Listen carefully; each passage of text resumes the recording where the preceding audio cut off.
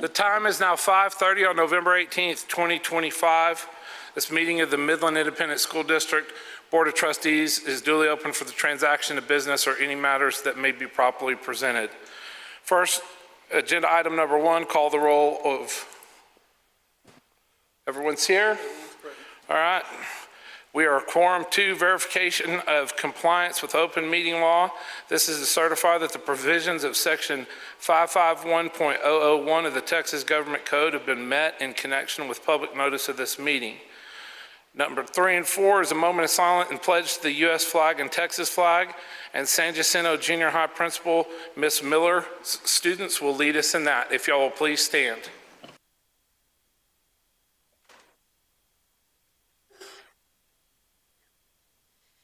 Good evening, President Hodges, members of the board, and Dr. Howard. My name is Laura Miller, and I am the principal of San Jacinto Junior High School. The mission of Midland ISD is that all students will graduate college, career, or military ready. In MISD, we work toward that mission every day. This evening, I am pleased to introduce 2 San Jacinto Junior High students to lead us in our pledges.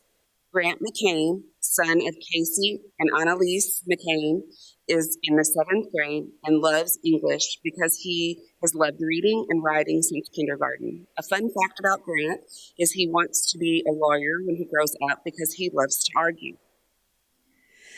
Lane Chisholm is in 8th grade, and she is the daughter of David and Corey Chisholm. She loves social studies because it's a small class and she has friends in that class. Her favorite hobby is dance. When she graduates, she wants to attend Louisiana State University to become a dance instructor. Together, we are educating the future with excellence. At this time, our students will lead us in our pledges. I pledge allegiance to the flag of the United States of America and to the republic for which it stands, one nation, under God, one with liberty and justice for all. Honor the Texas flag. I pledge allegiance to thee, Texas, one state under God, one and indivisible.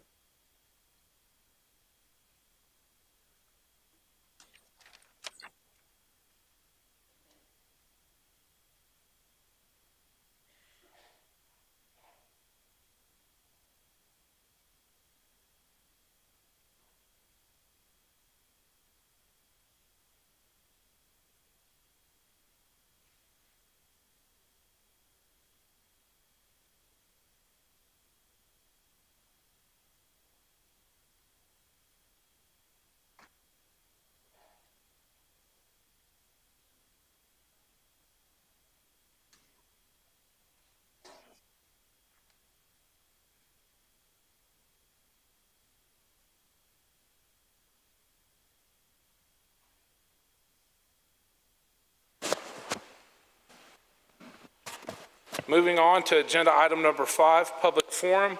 I got no public forum request. We have one. Okay. Amber Davidson.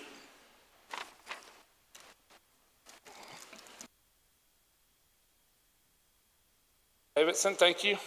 Good evening. I'd like to thank each of you for your willingness to serve. I hope that we all share the same goal, a district where my student and every student is successful and where our district improves outcomes. While I may not agree with each of you on how to achieve these goals, I have the right to stand before you and voice my concerns, as does every other Midlander. Per guidelines found in Robert's Rules, public forum is typically structured to allow citizens and attendees to express their views to the board. The key guidelines regarding board remarks during such forums are following: the listening role. During public comment period, the board members are generally expected to listen attentively to the speakers. This is a time for the public to share their thoughts, not for the board to engage in dialogue or debate. No immediate responses. Board members typically do not respond directly to comments or questions raised during the forum. This ensures the session remains focused on hearing public input without turning into a back and forth session. Clarifications or follow-ups. If necessary, the board may choose to address specific issues raised during the forum at a later point in the meeting or in future sessions. However, this is not usually done outside, however, this is usually done outside the public forum period. Respect and decorum. Board members should maintain a respectful and neutral demeanor, avoiding any remarks that could be perceived as dismissive or argumentative. Time management. The chairperson or presiding officer ensures that the public forum adheres to the allotted time and that speakers follow any established rules. I thank you for the opportunity to stand before you this evening. I thank you for the opportunity for others to stand here. But there are many who feel that the opportunity to stand here will result in retaliation against them or into interrogation. I would hope and request, honestly, that these guidelines be followed moving forward, as you are our elected officials. We're here to speak out, and sometimes this is the best time to do it. Thank you so much for your time. Have a good evening. Thank you very much. Moving on to agenda item 6, public hearing. A, discuss turnaround plan based on the 2025 accountability rating for Legacy Freshman High School. Ms. Piles. Good evening, President Hodges, members of the board, and Dr. Howard. How about clicker?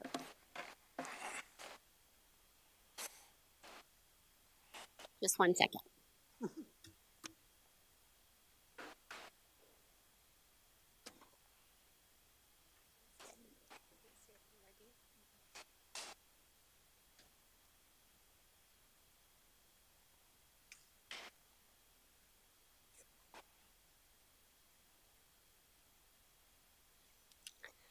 Good evening, President Hodges, members of the board, and Dr. Howard.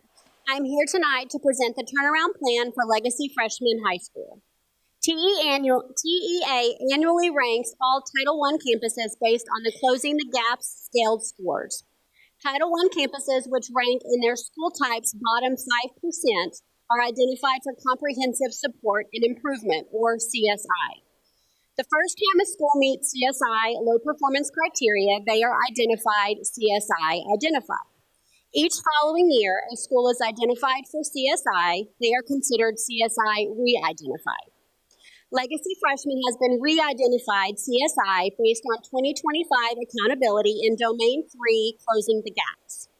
This turnaround plan, or TAP, will identify the key strategy Legacy Freshman has selected to improve performance in Domain 3 and overall performance in the 25-26 school year. The following plan has been created in conjunction with stakeholder feedback as required and is aligned to both BQ Local and the previously board-approved Legacy Freshman Campus Improvement Plan.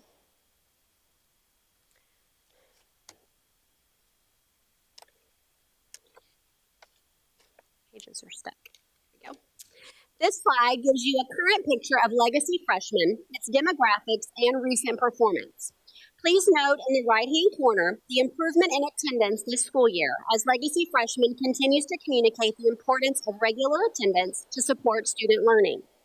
Something to note is since Legacy Freshman is a single grade campus, each year they start over with an entirely new group of students. The need for this turnaround plan is noted in the bottom left corner under comprehensive support and improvement. Based on Closing the Gap scores needed or targets, Legacy Freshman did not meet the target in 2025 and is therefore re-identified comprehensive support and improvement. A turnaround plan must include specific areas of success criteria: a school improvement strategy, progress and performance milestones, resources for implementation, and feedback from key stakeholders. Legacy Freshman has selected an overall improvement strategy of intensive curriculum and instruction improvements. A turnaround plan must describe the planning and implementation stages and outline how and when progress and performance measures will be reported. All stakeholders must also be notified of the campus turnaround requirements and be given an opportunity to provide input. Legacy Freshman held their in-person stakeholder meeting on October 27th. An updated, detailed plan is also on the Legacy Freshman website and in the school's front office. Parents were notified of the plan and were able to view and provide feedback in its entirety. Once a turnaround plan is approved, it is then submitted to DEA. On this slide, you will see the Legacy Freshman Scorecard with adopted Midland ISD board goals and baseline data from the 2025 accountability and goals through 2030 where applicable. The turnaround plan will focus on improvements related to Board Goal A and student performance on end-of-the-course assessments in both Algebra 1 and English 1. By increasing the percentage of students performing at or above the grade level on these end-of-course assessments in student groups as measured in Domain 3, closing the gaps will improve. The purpose of a turnaround plan is to strategically target areas of improvement while building capacity across all areas.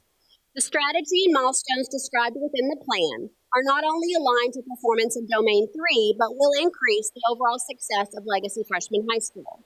At this time, I ask Mrs. Ring, Legacy Freshman High School principal, to describe the strategy and implementation her campus has selected. Good evening. As Mrs. Piles said, our turnaround plan centers on intensive curriculum and instruction improvement. We're implementing STEM scopes, which does qualify as a high-quality instructional material, or HQIM, to support student performance in Algebra 1. And our teaching and learning department has increased their support of our English 1 team specifically to allow our teachers to focus more on lesson preparation and internalization.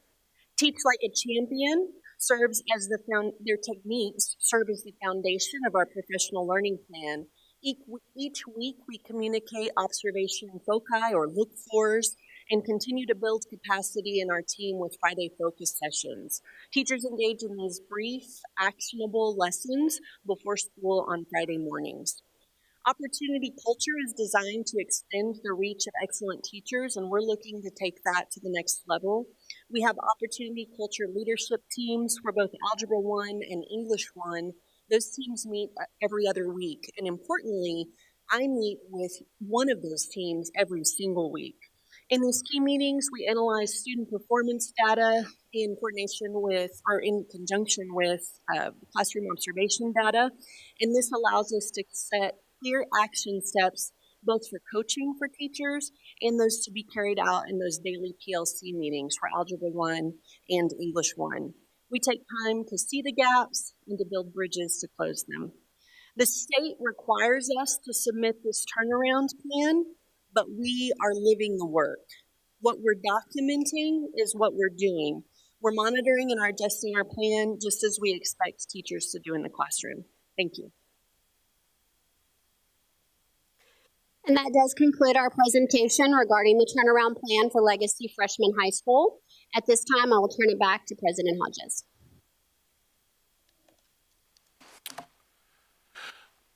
Agenda item 6A, discuss turnaround plan based on the 2025 accountability rating for Legacy Freshman High School. We will now open the public hearing for the turnaround plans based on the 2025 accountability ratings. Do we have anyone present tonight who would like to provide comment on this agenda item? Seeing no one, we will now move to agenda item 6B, Financial Integrity Rating System of Texas, first report.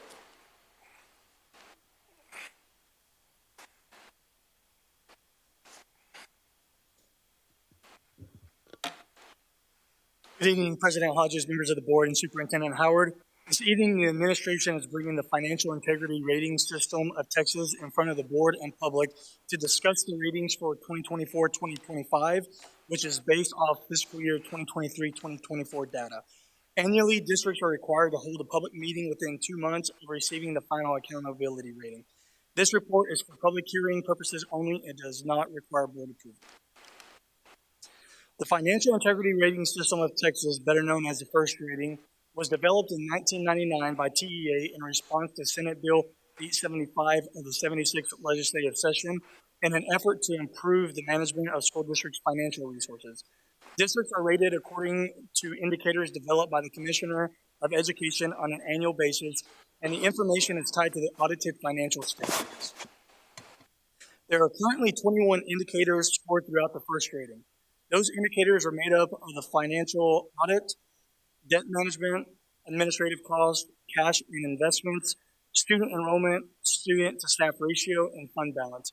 Each indicator has a rating scale which is listed on the following slides, or a pass-fail indicator.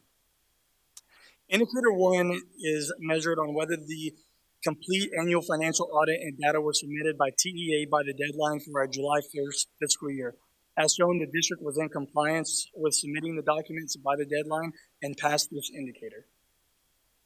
Indicator 2 is measuring on whether the district's external auditors issued an unmodified opinion, which is a clean opinion without instances of deficiencies on the annual financial report, and as shown, the district passed this indicator.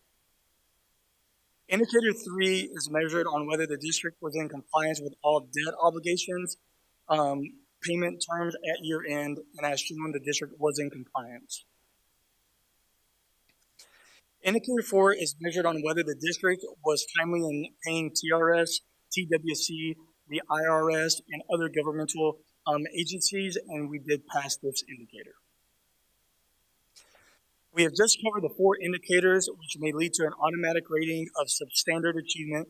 The remaining indicators are very important. However, answering no to any one of them does not automatically lead to a rating of an F.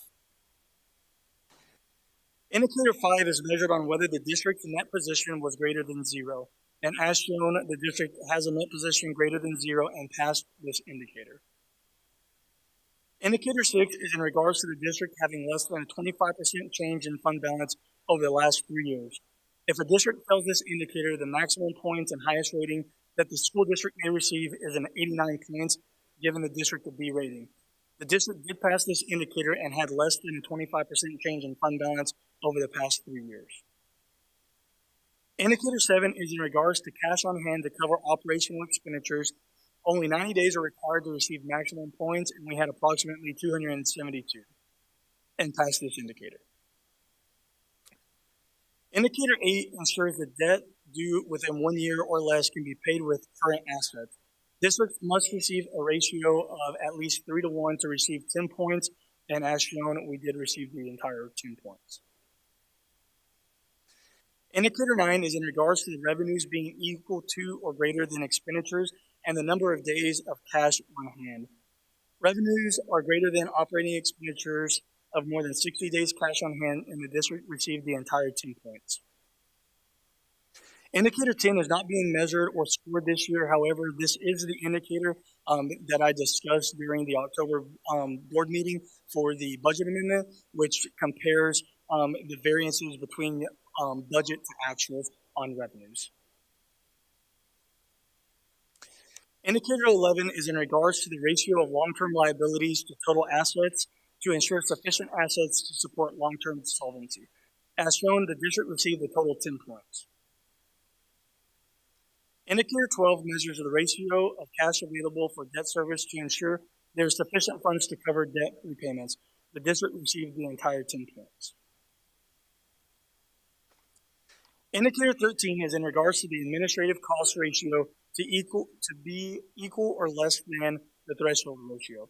The threshold ratio is based off expenditures in function 41 to all other expenditures and the ADA size of the district. The district received the entire 10 points. Indicator 14 is in regards to the district not having more than a 15% decline in student to staff ratio over 3 years. If student enrollment did not decrease, the district automatically passes the indicator, and as such, MISD received the entire 10 points. Indicator 15 is in regards to the district's ADA being within the allotted range of the district's biannual pupil projection submitted to TEA. If the district's actual ADA is within 7% of the projected ADA, the district receives total points, and we did pass this indicator. Indicator 16 will be considered passed for the ceiling if the comparison of PEIMS expenditure data to the annual financial report data has a total variance of less than 3%, and we did pass this indicator.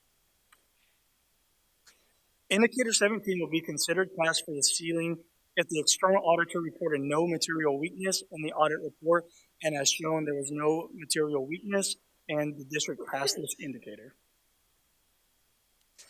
Indicator 18 is in regards to the district's annual financial report being free of instances of material noncompliance. The district received the entire 10 points. Indicator 19 is in regards to required financial information on the district's website, which the district received full points for and is in compliance with all laws and regulations. Indicator 20 will be considered passed for the ceiling if the school board discussed property values at a meeting within 120 days before the district adopted its budget, and we did pass this indicator and discuss the property values within 120 days of passing the budget. And the last indicator, 21, will be considered passed for the ceiling if the district does not receive an adjusted repayment schedule for more than one fiscal year after an overallocation of funds from the state, and the district did pass this indicator.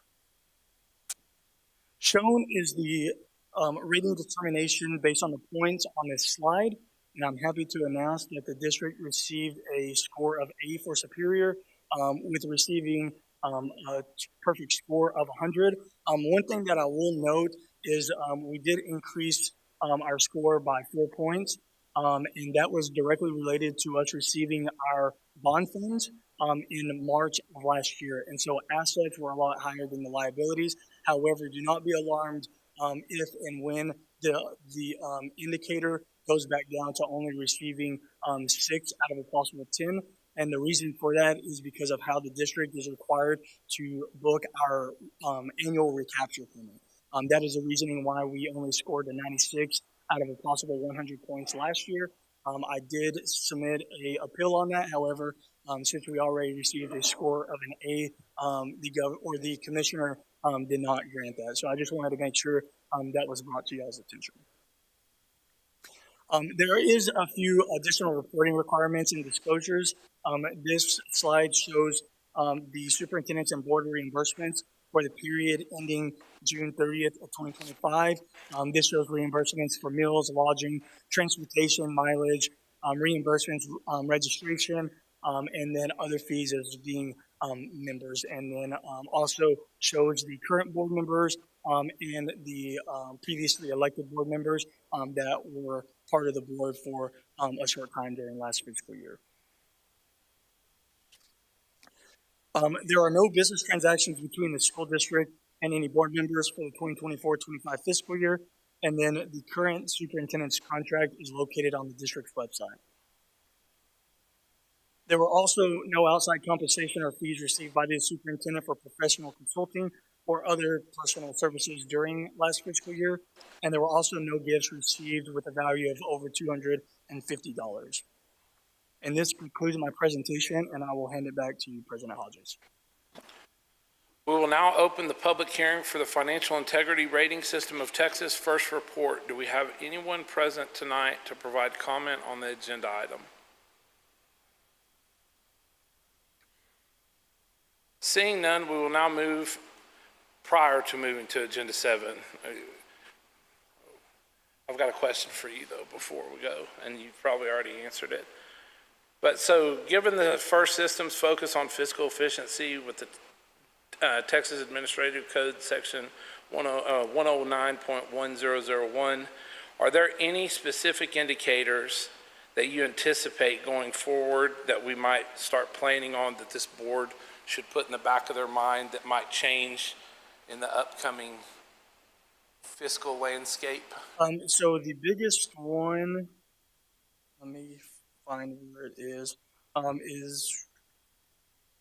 indicator 8.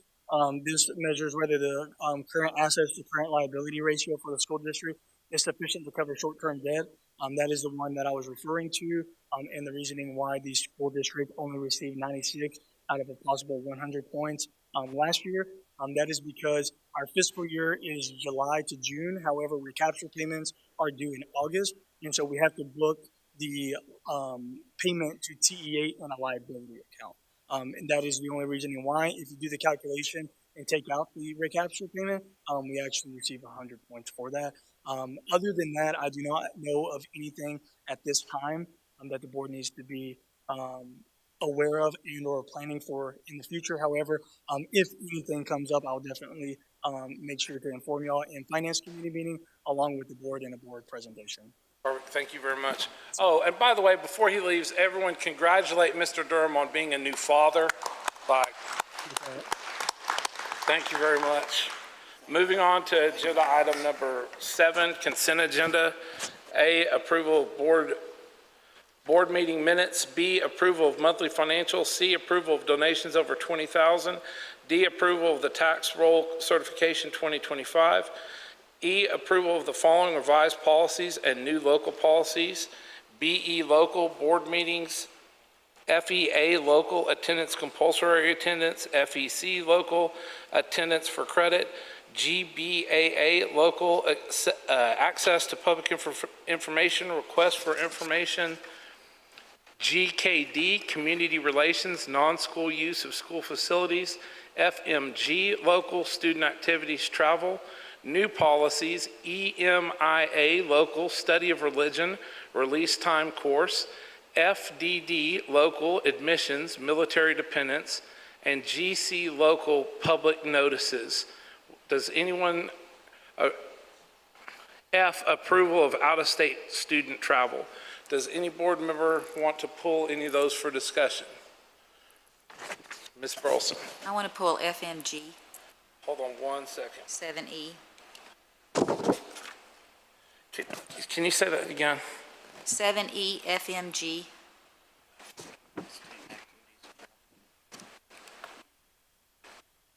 FMG and what? That's it, FMG?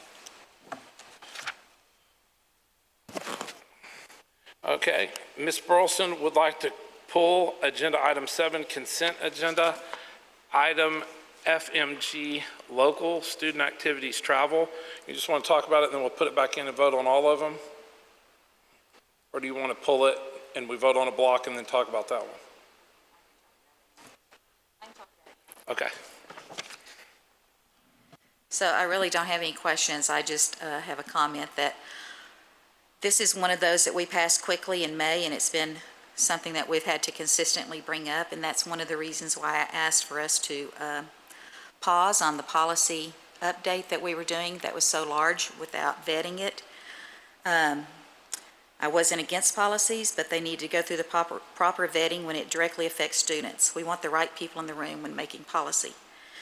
So also, many of the other policies above that we're passing tonight are state legislative items, state laws. This is why we as board members and we as a community members need to be involved in connecting with our state senator, Kevin Sparks, and our state representative, Speaker Tom Craddock, to let them know our wishes as a community for our public schools. The time is now for that connection, and I just want it out there that we need to advocate. Thank you. Anyone else? Anyone else? So, Ms. Burleson, that one goes back in. We're pushing it back in, and we're going to vote on these as a block, correct? So, can we have a motion? I'll move to approve. Second. It has been motioned and seconded that this board consider agenda item 7, consent agenda. A, approval of board meeting minutes. B, approval of monthly financials. C, approval of donations over $20,000. D, approval of the tax roll certification 2025. E, approval of the following revised policies and new local policies. The revised policies being BE, local board meetings. FEA, local attendance, compulsory attendance. FEC, local attendance for credit. GBAA, local access to public information, request for information. GKD, local community relations, non-school use of school facilities. FMG, local student activities, travel. New policies, EMIA, local study of religion, release time course. FDD, local admissions, military dependents. GC, local public notices. And F, approval of out-of-state student travel. All those in favor, raise your right hand. So moved. It's unanimous. Moving on to agenda item number 8, superintendent's update. Dr. Howard. Yes, sir, Mr. Hodges and members of the board. So it's hard to believe that we have 18 days left in the fall semester, and Thanksgiving is next week. The district, for the most part, is closed next week. Many people will use those 2 days that are on contract to take vacation. But we're working really hard this week, finishing this out strong, and then when we come back from the break, we have December retests for our EOC retesters, semester exams, middle of year testing, and all of that drives the plans that we put in place for the spring. I want to talk a little bit about enrollment and staffing. So as of November the 14th, we were right at 29,065. That's a little over 400 less than we were this time last year, but it's 1,038 less than we projected. And so that's not new information for you. We continue to monitor that. That's why in October we brought the amended budget for budget amendments based on current enrollment trends and decreased anticipated ADA. And we dropped that anticipated ADA down, as you recall. The revenues that were decreased based on that enrollment projection was $7.3 million. So we continue to monitor enrollment. We do that on a 6-week basis, ADA and budget projections. In December, we'll actually, right after we come back from Thanksgiving, we'll project enrollment for the 26-27 school year. We will be very conservative in doing that. We did see an update from Zonda Demographics yesterday, and that will come to the board in December as well. So we'll be using a lot of their information as well as historical trends. And then we'll begin preparing the 26-27 budget in December. We anticipate bringing you the first budget preparation update in March of 2026, and then we'll do that on a monthly basis leading up to budget adoption in June, with the understanding of bringing a balanced budget to the board in June of 2026. On the personnel side, our fill rates, we're still tracking right around a 97% teacher fill rate, so still in good shape there. We were at 98. When we look at the district as a whole, we have about 3,200 employees and we have a little over 200 vacancies. So when you factor that in across the district, that's not significant. When we look at some of our district departments, we're going to go back through a review of that and see if those positions still need to be there considering the enrollment declines. For example, cafeteria, custodial, when we have fewer students, there's adjustments that have to be made across the board. We do have the one area that we, regardless of having positions vacant, that we will not close are our police officers. So with the legislative session two sessions ago, the mandate to have an officer at every campus, we have that budgeted. It's a matter of finding an officer for every campus. Every agency in town is short, as well as every school district across the state is now looking for an officer for every campus. So regardless, we would not close those positions. We'll keep those open so that if and when we have an officer, we're able to hire them. I want to give some updates related to our student experience part of our strategic plan and advanced academics. A couple of years ago, we started administering the PSAT 8 and 9, so our 8th graders and 9th graders. And we attribute that to some of the increases we've seen with our National Merit Commended Scholars, our semifinalists, giving them that early start. So in October every year is when our juniors take the test. So we had 600 juniors test in October. Those results will come in next month, and that's when we get a little bit of a look at those that are going to have the opportunity to compete in the National Merit Scholarship Competition. Of course, those index scores change every year, but we can typically have a little bit of an idea of who's looking like they'll be up in those numbers. We gave, in October, we administered the PSAT 8 and 9 to 1,983 students. That's 35% more students than we tested last year. We gave those to our 7th grade GT students, our 8th and 9th graders who met or mastered on STAR the year before. Of course, any parent could opt their 8th or 9th grader into that test if they wanted to, and then our 8th grade AVID students were allowed to take that assessment as well. So some results of that, when we look at our MISD students, and of course our 10th graders, they've changed that, so now 10th graders test in the spring, so they'll test in March. 37% of our students who were tested in the 8th and 9th grade and some of the 7th graders, 37% met both the college readiness benchmarks, 73% met reading and writing, and 40% met the math benchmarks.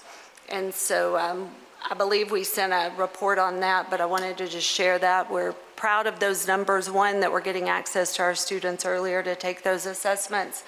And then they have the opportunity to get on an individualized path as they get ready to compete in the junior year to try to be a semifinalist. On the 1882 side, in December, you'll hear a report from our 1882 campuses. That's according to our board reporting timeline.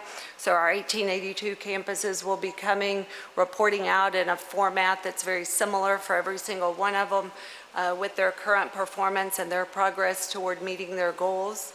So we'll update you and keep you updated as we get ready for that meeting.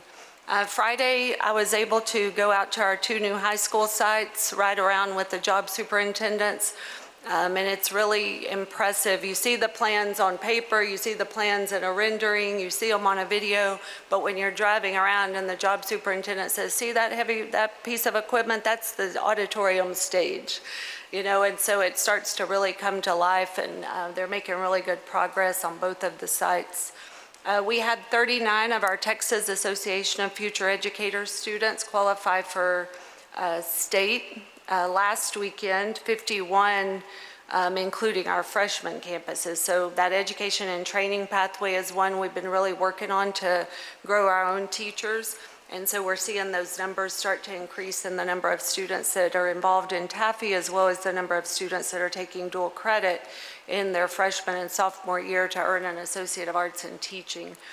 And so again, next week, the district will be open Monday and Tuesday. Many people take that off. It's a well-deserved break, and there aren't many times in the year that are a good time to take a break. And then, like I said, when we come back, 3 weeks until the Christmas break, and then the first day of the spring semester for our students is January 7th. So I'm glad to answer any questions. Otherwise, that's all I have.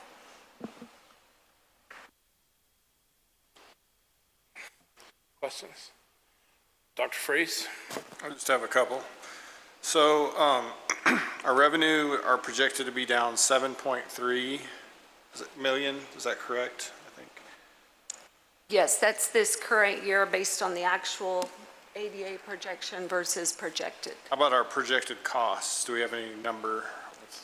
What are projected costs? Are they still the same, or are they down a little bit? Yes, we were able to, and when we brought that amendment to you last month, it was to amend the budget that way, but it did not impact the deficit. So they're about the same, 7.3? Okay.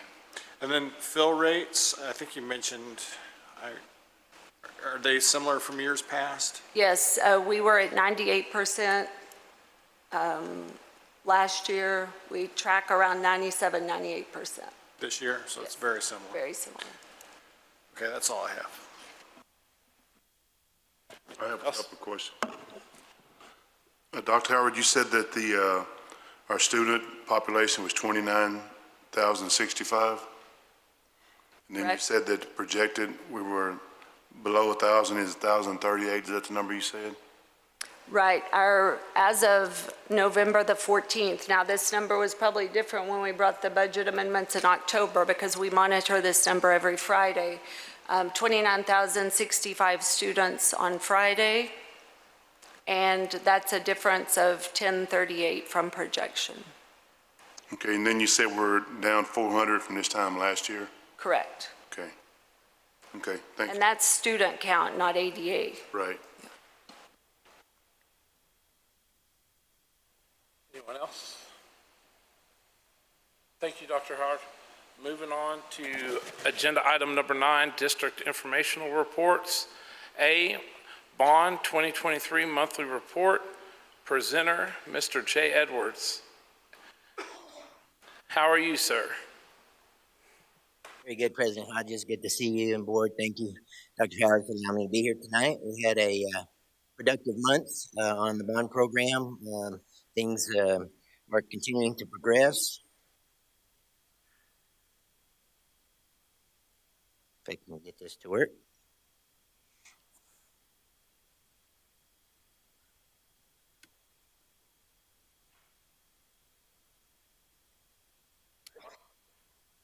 I'm not very good with this thing. Every month I have phones up and down. Again, I'll just go quickly through the packages. Not a lot of changes from where we were last month. Package 1, of course, the elementary school continues to be open and continues to work through the punch list items, which we'll continue to make progress on. We do anticipate having taken advantage of next week when we have the week off for Thanksgiving to take care of a few of those items that would have been disruptive for the students, and we'll hopefully then also be able to take advantage of the December break and get most of these punch list items taken care of. So I feel good that the contractor is still very responsive and the subcontractors, and we're making good progress on that. Package 2, it's good to hear your report, Dr. Howard, of your tour with the contractors. They enjoyed having you out on Friday. Appreciate your involvement in that. It is going really well. It's nice to see concrete actually being placed and a lot of utilities being put in place and a lot of dirt work being moved. So we're actually on schedule at Millen High, a little bit ahead of schedule at Millen Lee. And then, as you know, tonight, later in the agenda, we'll bring you the final GMP for the construction cost with both of the CMARs. And I'm glad to be able to announce that that will be under our construction budget. So we'll talk about that in more detail in that agenda item. Package 2A, which is the offsite infrastructure improvements. Since it was approved last month, we've been working through the contract and we're getting pretty close on getting that construction contract reviewed and approved. And so we would hope that construction on that can begin in December. We also are underway with design of the roadways improvements. And so we expect that to actually design will be complete hopefully by May or June of next year, and we'll be able to bring the final budget, the final bids for improvements to roadways on both of those sites next summer. Package 3, these 8 elementary schools, again, not a lot of progress over the last month, but just to bring, because the school is in place, but we put fire sprinklers in Lamar, Long, and Houston. Those have not started. That was starting this summer, but the other 3, we did most of the sprinkler work this summer, and then we will be finishing that up in Thanksgiving and Christmas breaks so that sprinkler work will be done. As you know, we're trying to get as much of that done throughout the year because there's a lot of fire sprinkler work to do across all of the campuses, and it's hard to push all that into 3 months a year. So we're working on strategies to continue to have those contractors working throughout the year without disrupting classrooms. We do anticipate on package 3 bringing all the final GMP for the work, the safety vestibules, and some of the other renovation work in January. So we think that we'll be able to get bids in December and be able to bring those to you at the January board meeting to finalize package 3 so that that budget will be set. Package 4, which is Goddard Middle School and Midland Freshman High School. We actually got the contract executed today with Cirrus on that, and so we've been through the review process, and we're excited about that. They have indicated that they will hope to start mobilizing next week, and would want to get some work done over the Christmas holidays, so we'll be in good shape to get that done. They'll start with all the exterior construction, new construction first. It will have some changes to the entries to those 2 schools. They'll have some temporary entries, and so that we can start to build new entries and then the new classroom wings. And then they'll be geared up for a lot of renovation work in the existing classrooms during the summer of 26. Package 5A are the 2 multi-purpose buildings at Alamo and at Abel Junior High Schools. Dirt work and the pad is being built at Alamo right now. As soon as they finish, that subcontractor will move to Abel. It's same contractors doing both of those projects, and then they'll place concrete for the building in Alamo in December, and they'll place concrete in January for A-Bell, and then they'll be able to erect the metal buildings both fairly quickly at that point and be done still hopefully for both projects by the end of January. The rest of the work at Alamo and is in package 5, and we last month y'all approved the contractor, and we're still in negotiations on the contract. We anticipate that to get executed the next few weeks, and so that they can begin work during the Christmas holidays as well, getting moved in for the exterior additions that we have in there. Package number 8, of course, 6 and 7 are complete, is another elementary school package, and we are architects are continuing to work on the design. We've approved the design development phase, and now we hope to and anticipate having the construction documents complete next month. So that will allow us to be able to bid that in the spring, and we'll bring that to you before summer so that summer they can be ready to start construction on those 8 campuses. Those 4 campuses in the summer. Package number 9, San Jacinto and A-Bell Middle Schools. There are, we've got some work done on the floorings this summer. It looks really good. And now we are finishing up the design and development phase of that project. And then construction documents, the final phase of design will happen in the spring, and we'll hope to bid that next summer. Package 10, again, some more elementary schools and also the MAP and Coleman campuses. We are just about done with the schematic design and scope to budget phase on that, and everything looks to be, everything that was in the bond program improvements look to be able to be done within the scope and the budget. So that's kind of the first step, and then we'll release the architects to move on to completing that design work. And the final elementary school package is just beginning. We have about 10% of the design done, so that work is happening. And that gets all of our elementary school and alternative schools within packages and at least within design, if not already bid and starting construction across the whole district.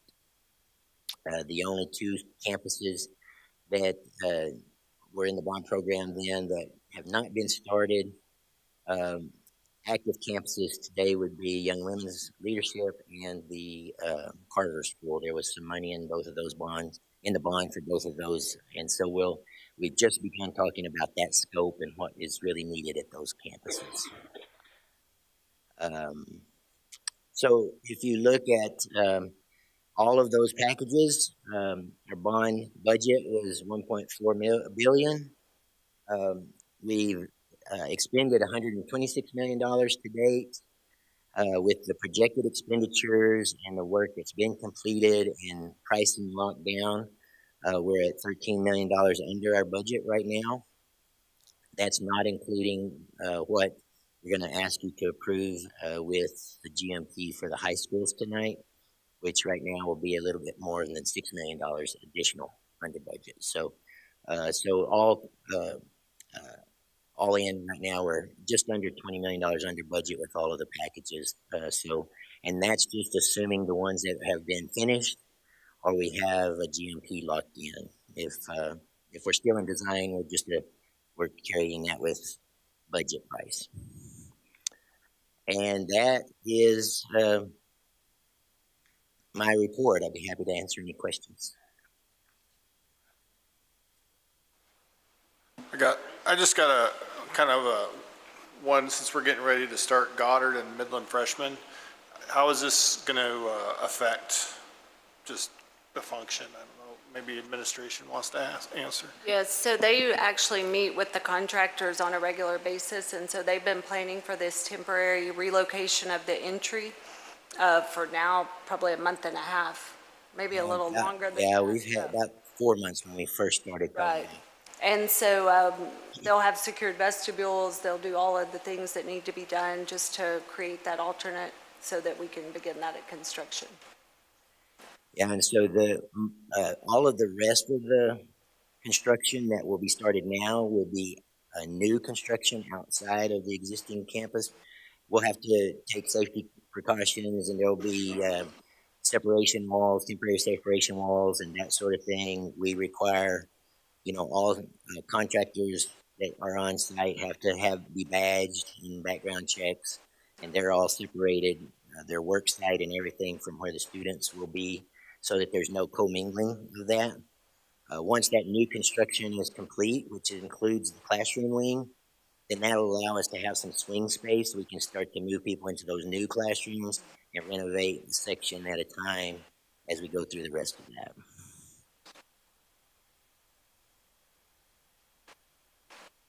Good question. Jay, does that 20 million estimated savings to date, does that include the cost of moving the pipeline that we voted on last month? Yes, sir. Yes, sir. That as we look at the high school budgets being under budget by about $6 million with this GMP tonight that we'll bring to you, that includes that expenditure and all other the expenditures we have for the infrastructure improvements with the city's developers agreement and all that. Thank you. Yes, sir.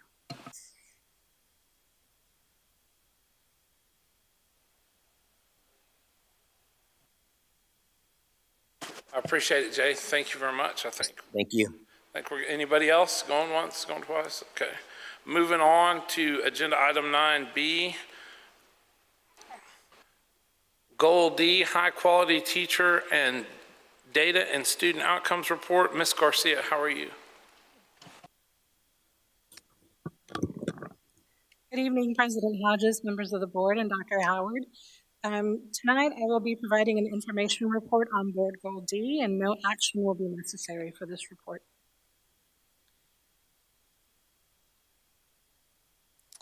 The Texas Education Agency recognizes that there are multiple avenues for teachers to enter the teaching profession.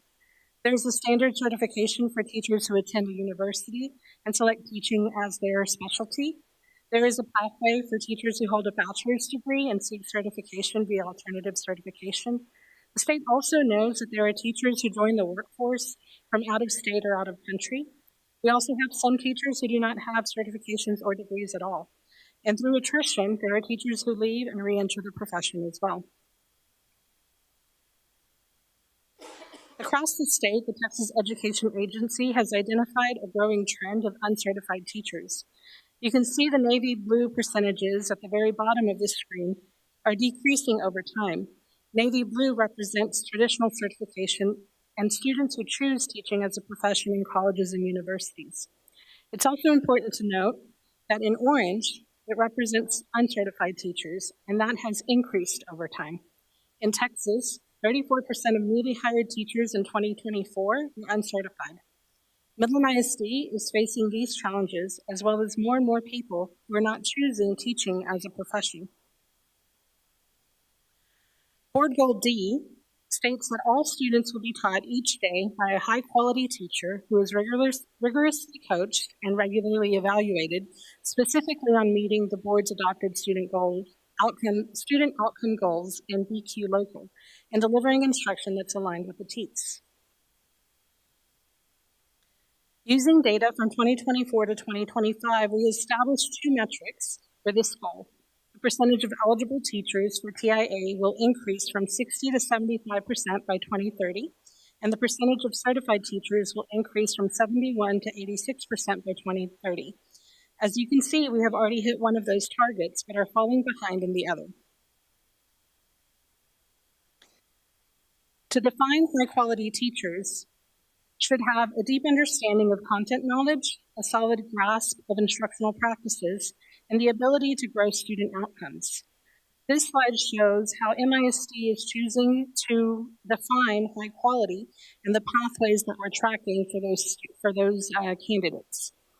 You can see that we look at people that hold a valid and appropriate aspect certification. We're currently at 69% of our teachers hold a valid aspect certification, or 916 teachers. They can also demonstrate subject matter competence. This includes our District of Innovation teachers who have a bachelor's degree in the subjects that they're teaching. 100% or 1,320 of our teaching staff holds that. Or they've concluded an educator preparation pathway. Again, this is our group who has a standard certification. Is teaching within their certificate or degree, that's 1,320, or they've been TIA designated, and that's 274 of our current teaching staff, or 21%. Board Goal D also measures that teachers are rigorously coached and regularly evaluated. To track this part of the goal, we use a platform called Grow by Level Data. Grow by Level Data is used to monitor and track instructional coaching data. The solution is widely used by schools and districts seeking to improve teaching effectiveness through structured coaching and observation tools. From the start of the school year through now, teachers coached by an MCL or campus administrators receive feedback in Grow. The feedback in Grow is tracked as a touch point. Overall, we have had 4,256 touch points through Grow through early November. On average, each teacher has received feedback at least 3 times. There are about 200 administrators and MCLs who provide feedback using Grow, and on average, the number of touch points per coach is about 21. Middle ISD is currently working on increasing the number of pathways to get teachers to become highly qualified. Through ongoing coaching such as Teach Like a Champion and Opportunity Culture, our teachers are receiving daily support to help improve instruction. While we focus on improving the quality of all of our teachers, increasing the number of high-quality teachers is something we have heavily invested in through differentiated pathways. From early identification through our Education and Training, or CTE pathway, to our Registered Apprenticeship Program that allows our paraprofessionals to complete a teaching degree and certification. We offer residency opportunities and are expanding our partnerships to increase our residency and certification numbers. Finally, the better our teachers become, more of them become designated through the teacher incentive allotment and ultimately help improve student outcomes. And at this time, I'd be glad to answer any questions you may have. All right, I have a few. Some of these I should have probably asked in advance. You may have to get them to me. So 34% of new teachers across the state are non-certified. Do we have any numbers for how many of our new teachers are non-certified? I can get you those. I don't have them with me tonight. That would be a good number I would like. And then the second number is we have 71% certified. Is that correct? Sir. Do you know what the state number is? Slightly higher, but again, I don't have that number with me. How about historically? Do we have any historical numbers for us, like last 5 to 10 years? Don't think we've been tracking certification historically. It's something I will be tracking moving forward, but it's not something that I think we have been tracking. Yeah. Okay. This is another one. So in the opportunity culture, we have MCLs and MTRTs coaching teachers. What's the reach on that percentage-wise? Do we have any numbers on that? Like what percentage are either an MCL, an MTRT, or coached by one? We do have reach numbers. I don't have them with me right now. I can get them to you as well. Each campus reach is different, and we have campus reach and overall district reach. Yeah, I think if I could get it broken down by you have math specialists and you have district people that also coach, but that'd be a nice number I think to track. Sure. I think that's all I have. I do want to point out that when we look at our K-5 core areas, 78% of our teachers in those areas are certified. So when we look at our secondary, and you look at that, 71%, when we think about a welding teacher that comes in from industry-based certification or industry-based experience, there are some certifications that make sense to try to encourage them to go back and get that SBEC certification. There are some areas where a welder would tell us, you know, no thanks, I'll go make more money in industry if you make me do that. So we also are tracking that core certification because that's not looking at electives.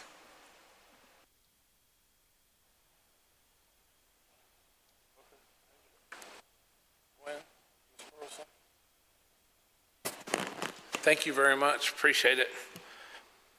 Moving on to agenda item 9C, the school action plan. Ms. Bueno.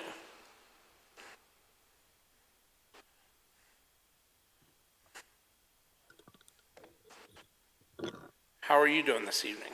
Good, how are you? Good, ma'am.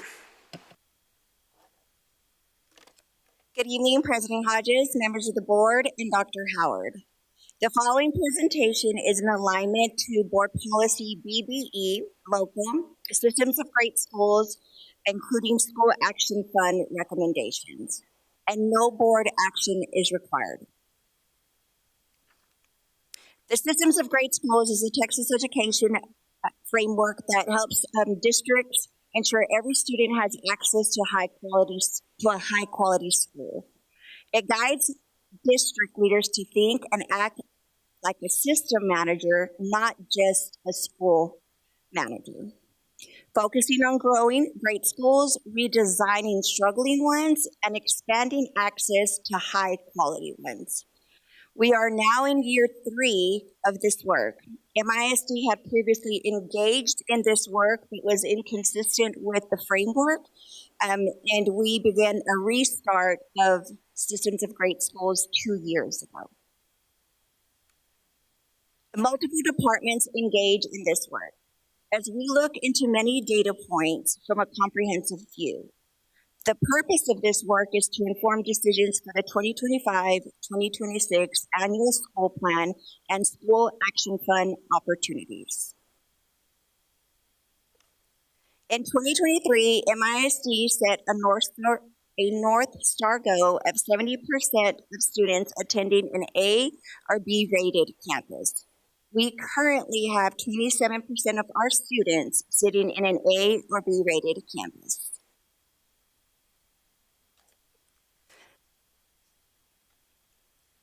As a team, we reviewed data from multiple sources, including but not limited to STAR data, PSAT data, SAT scores, AP scores, iReady, graduation rates, CCMR, and early literacy. Accountability ratings play a big part of this process, but is not the only deciding factor.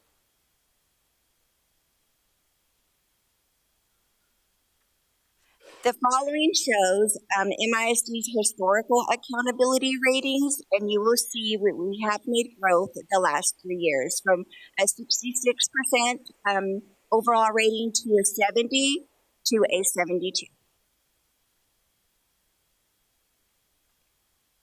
The following data is a distribution of accountability scores by student enrollment. So student enrollment is on the left, and then the rating, the enrollment by campus is on the right. And we currently have 8,010 students attending an A or B rated campus. The following distribution shows A through F ratings by elementary to the left, middle school in the center, and high school on the right. In 2025, while there were no F middle school campuses, this grade band continues to have 100% of their schools at or below a C rating. Coleman High School improved from a C to a B, increasing that category to 1. While elementary grades had 2 B campuses from last year drop. Accountability ratings numerical value is important as we look for growth or lack of growth trends.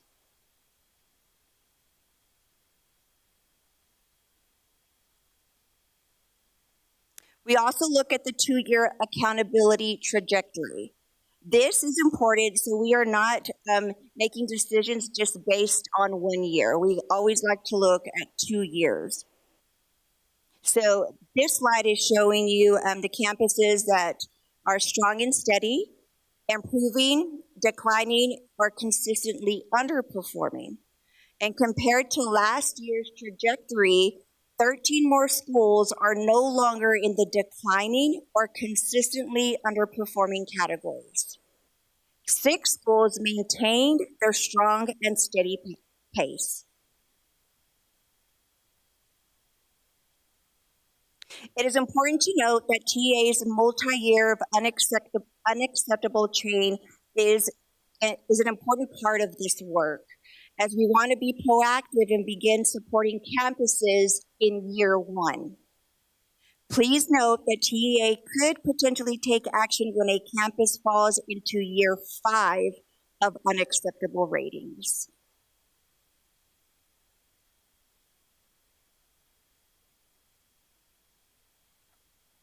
The next step in this process is applying for the LASSO grant opportunities.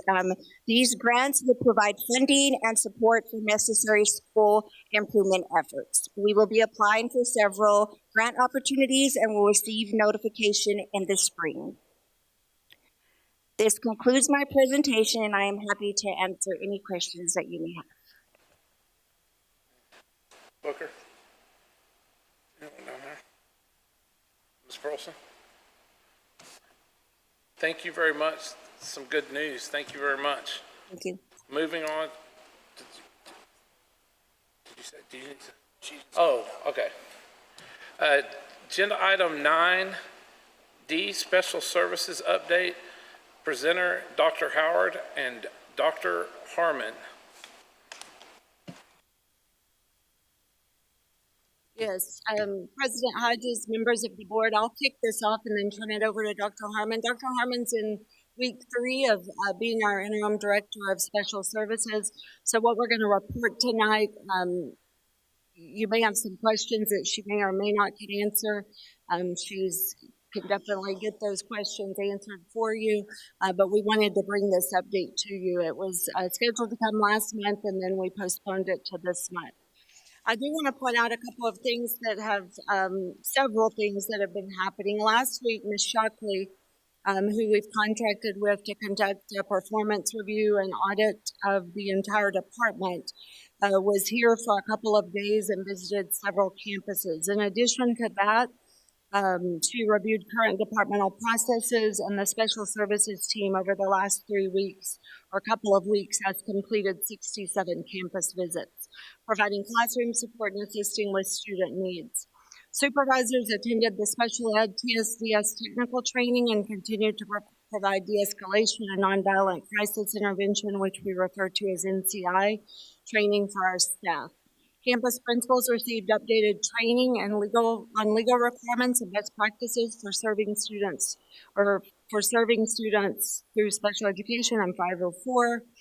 We have some upcoming professional development. So right after the Thanksgiving break, Dr. Kathleen Fadd, who I actually remember when I was a principal here, she did quite a bit of work with us at that time. She's a behavior specialist, and she'll be in the district supporting behavior support classrooms and some very specific classrooms that we need that support. She'll plan, model, and develop student-specific plans and help campuses implement those. December 2nd through the 4th, Ms. Sissy Carter, BCBA, Board Certified Behavior Analyst, and a teach trainer will be in town. Support for life skills teachers, focusing on classroom structure and teacher practices. And then in January 6th, which is a staff development day for our teachers, Dr. Susan Catlett, another behavior BCBA, will be here and focusing specifically on autism in the general education classroom. So all of our special services teachers have completed the required TBSI training, NCI training, and our newly hired staff will go through that training at the next available sessions. So tonight, what you're going to see is an overview of the department's organizational structure. That's going to be a work in progress as we continue to assess the needs and as we work with Lisa Shockley on what she's seeing and recommendations that she makes. Areas of oversight, program development, identified needs, and then, of course, ongoing initiatives that support our students and staff. So with that, I'll turn it over to Dr. Harmon. Thank you. Good evening, President Hodges, members of the board, and Dr. Howard. Again, a little out of sync during this. The following presentation is to provide you an update on the Special Services Department, as Dr. Howard said, for the 25-26 school year. And I talk fast, and I'm going to try to slow myself down. Up, down. Okay. Whoops.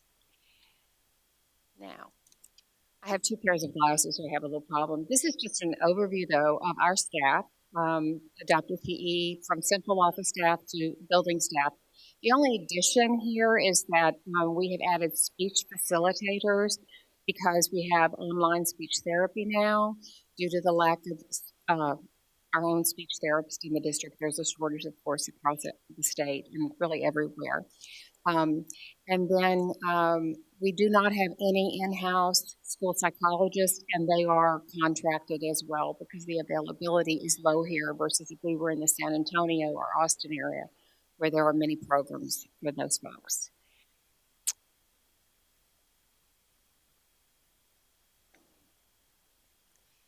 May I ask a quick question real quick? You can do anything you want, sir. Absolutely. Quick. Region 18 used to have some... Region 18 used to have... Does Region 18 have any school psychologists left, or no? If I may speak to that, I'm from the Houston area, and we had Harris County Department of Ed, and they would have psychologists, OTs, and PTs that would travel to different districts and support them, but we don't have any there. But Region 18 is being very helpful to us. Very, very helpful. Thank you very much. I categorize the children, we pull them by primary disability now, and we have, these are our numbers, and you'll note that there are 600 students with the primary disability of autism. And of course, children can have several disabilities. And we go deaf blind and just we put them in alphabetical order for you.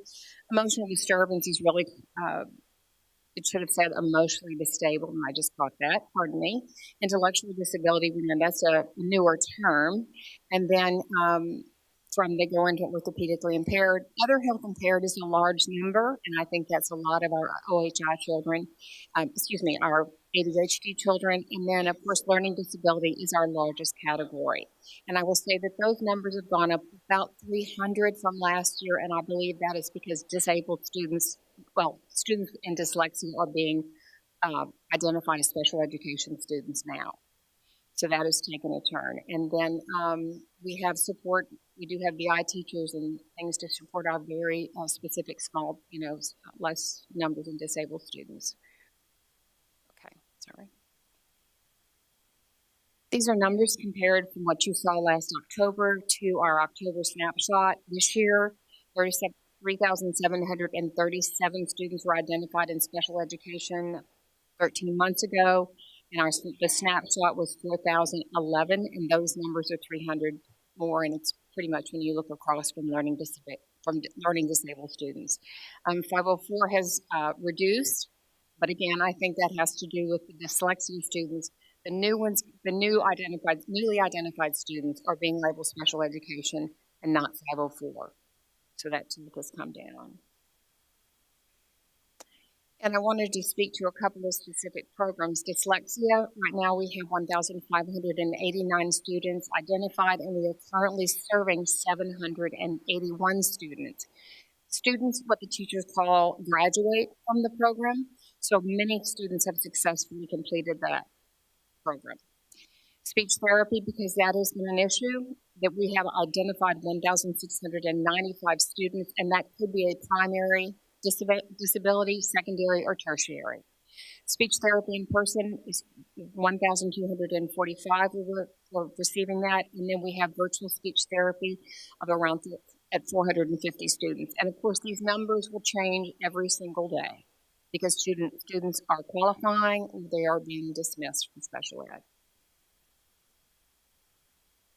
And I will say that I'm spending a lot of time trying to get the data right. I'm very much into PEIMS being accurate, and we started having a new system every 6 weeks of actually evaluating our PEIMS data so that we are on top of it.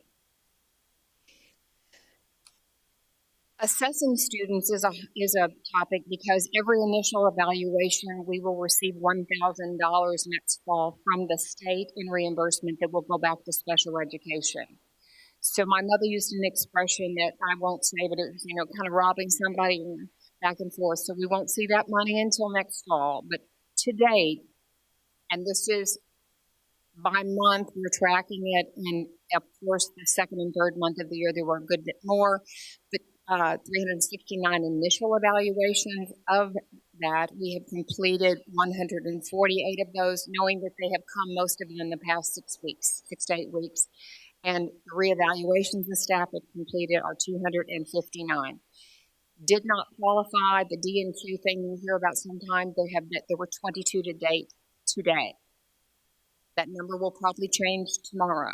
We are assessing students on Saturdays because we are short-staffed in our diagnosticians. And they're working very hard. They're a great group.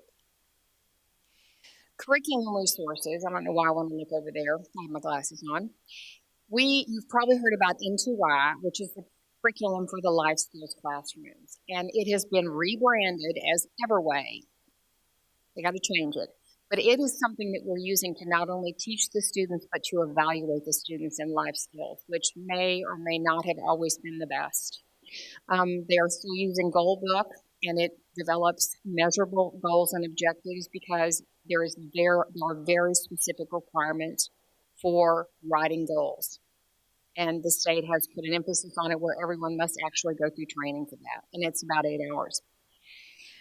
Teach Town was just for the classes they called ASD or Autism Support classes, but we have rolled that out as a social and emotional support for anyone that can use it in special ed. And resource teachers have social skills groups. It's pretty amazing how well it is spread out. And reading, of course, dyslexia. We have used traditionally Take Flight, which is Orton Gillingham based. That's how I learned to read in the Houston Independent School District. And there is a second program, Reading by Design, that is from Region 4, but it is widely accepted and widely used across the state of Texas. I am trained in Reading by Design, and it is Orton Gillingham based. And we are going to expand that training because I firmly believe that resource teachers are going to have to help us as well. And because many students that are being identified as learning disabled are in reading, and dyslexia comes out often. Of course it does. I'm a diagnostician, and so you know from how well the children respond to even Reading by Design in a resource classroom. If they're really responding well and picking up the skills, they're doing well. So that was just a little thing about what Orton Gillingham is. But it's everything, skywriting and games and lots of direct instruction. Professional development is a very important thing. It is not just for the teachers, it is for everyone. And there are things that are available online our principals can do, and we're working on it face-to-face as well. But what is the purpose of an admission review and dismissal process, the ARD, the famous ARD? And what I am continuing to say to people, and I'm going to do this backwards for y'all since I'm facing you, assessment drives goals and objectives, drives services, and placement is last. And that is what we don't start with placement, we start with the child's assessment. And that entails more than just the formal assessment, it's grades and everything. We need to focus on classroom management. The continuum of services, which we would start with a child servicing and fully in general ed, could continue with 25 or 30 years called the mainstream weight, and then gradually backing them up to being fully self-contained in a special education classroom is the last thing, not the first thing.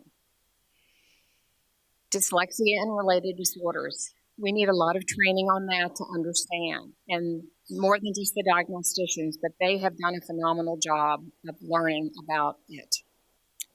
Frontline, is the new program that I was familiar with it in HR, but it is the new program that we're using to track our student data, and it will also be the program to get us to have our SHARs and our random time study, our Medicaid reimbursement come through. And the teachers will also use the service logs to track how they serve the kids every day. Most of them have a spreadsheet now of seeing the kiddos every day, but this will be part of that. Multi-tiered system of supports. That's not our job in special services, but it is our job to know that we need to do that in the district, or otherwise we will have large numbers of children referred for special ed. And not every child that is referred is disabled, but we want to be able to serve our children, again, almost like the least restrictive environment if we can, without putting them in special ed if they don't really need it. Serving students in general ed, I mean, that is a very broad statement, because we have people all serving, trying to, mostly it's behavior, and everyone needs to learn how to work with children with behavior disorders, because not every child, a kindergartner, comes to school and they are terrified in leaving their mother, and they may not want to go into class, and I've witnessed it many times myself, but that doesn't make them disabled. It just means we need to get them over the hump of such great change. And we need to have our skills in the buildings in general ed to do that.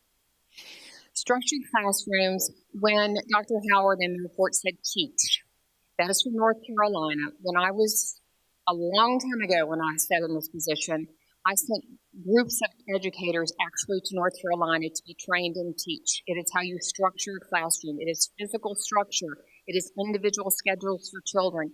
It is how you really can make a difference in their lives to build independence. But you have to start small for them to be able to have more broad experience. Parent involvement, we just had a report. We have to increase meaningful participation, and those two words, meaningful participation, they need to feel like they have a say in their child's education. They need to feel like they are heard at ARDS, and it's not just putting the parent input in the IEP, which is where they'll write that, they'll ask the parent for information. It is it's hearing them, it's having the parent advisory, it's trying to look at things differently to get parents involved. And then the last thing, funding, because we know we're in it's a very expensive it's a very expensive program. And we need to look at our staffing strategically, and I'm not sure, and Lisa and I've talked about it, we were kind of on the same page about we're not sure that we have our staff strategically placed as they should be. I mentioned the PEIMS verification because if they're wrong, I know from my education that we need that right because of sending money away in recapture. And so I just wanted to mention the random moment time studies and the school health, the SHARs, because we want to maximize that as much as possible. Technically, that money goes back to the general fund, but I think if we can increase it, maybe there might be a tidbit to spread around with special ed as well, and health services who brings money in. And with that, my presentation is completed, and please ask me any questions. I only have one question for you real quick. That was a great presentation. Thank you for that. Gives a lot of information to the board members. It's a very good introductory level to the complexity of special education. Welcome back to MISD. I look forward to seeing you be part of the solution.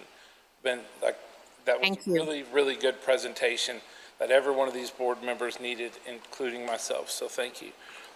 My question is, on the SHARS program, going back to the general fund, at one point, if I remember correctly, the SHARS did not go to the general fund. It went back to special ed, and then we had a superintendent in the past come over and redirect that categorization from the SHARS program back to the general fund.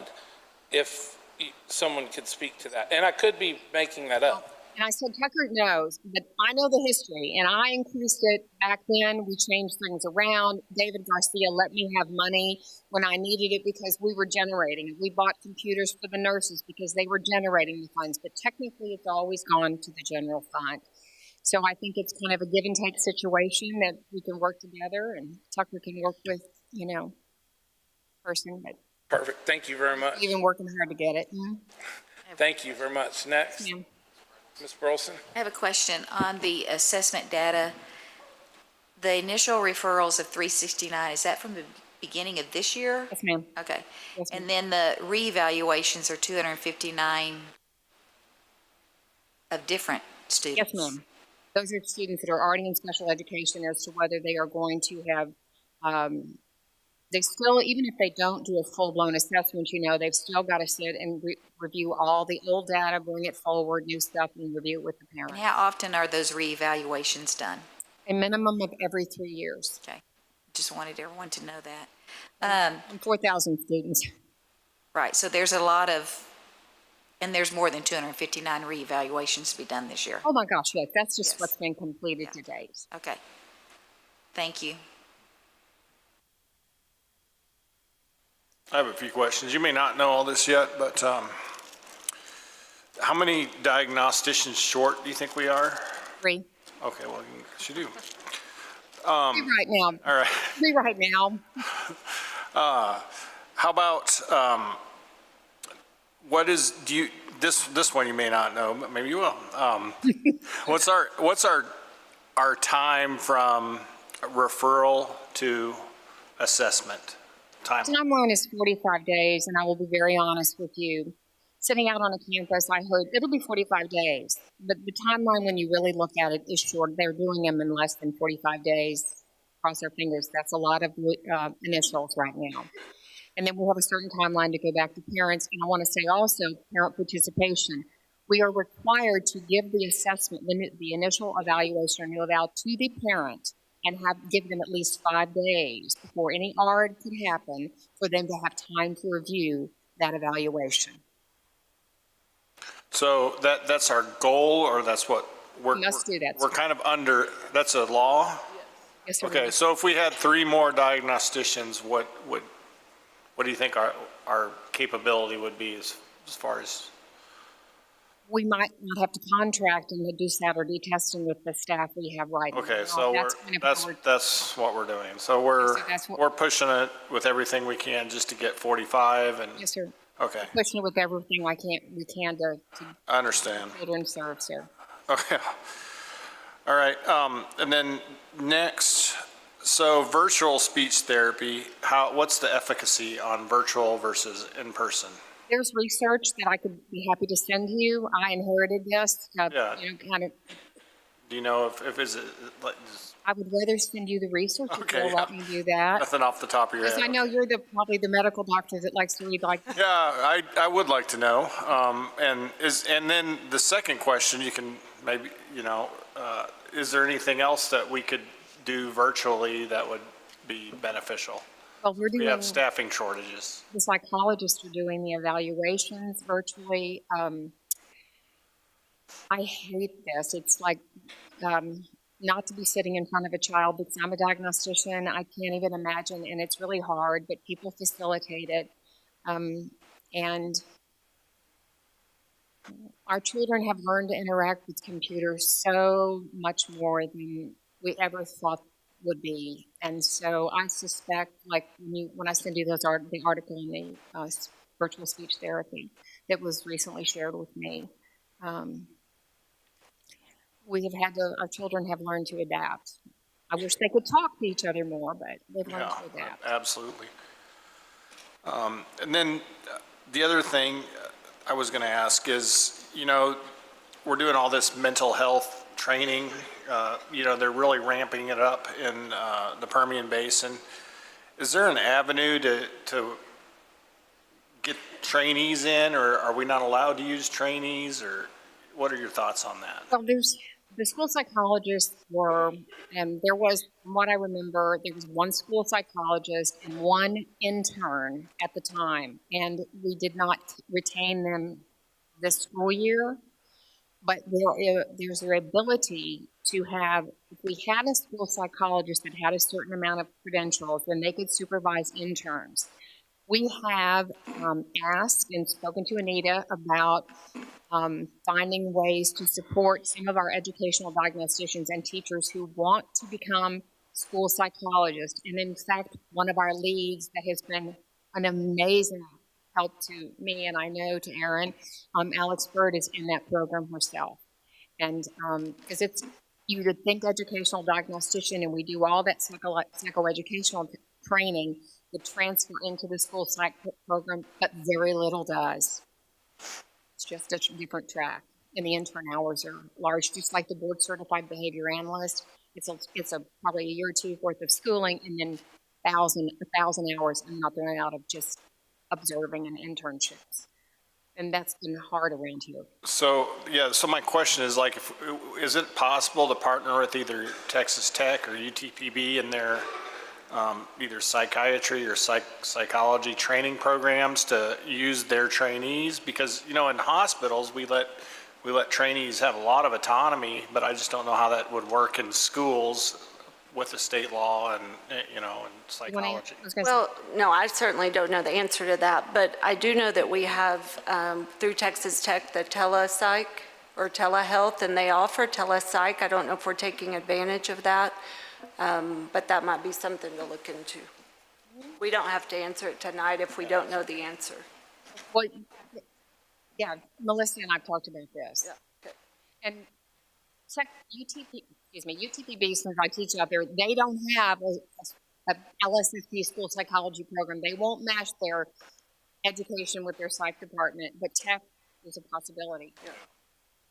Yes, so we do provide telehealth services through Texas Tech Health Sciences Center, and they can get those online in the school day, but the parent does have to log in with them at that time. An adult does have to be sitting outside of the classroom or the room where they're receiving those services, but that is something that we do have available. I just got one more. So there was like 18 orthopedic disability.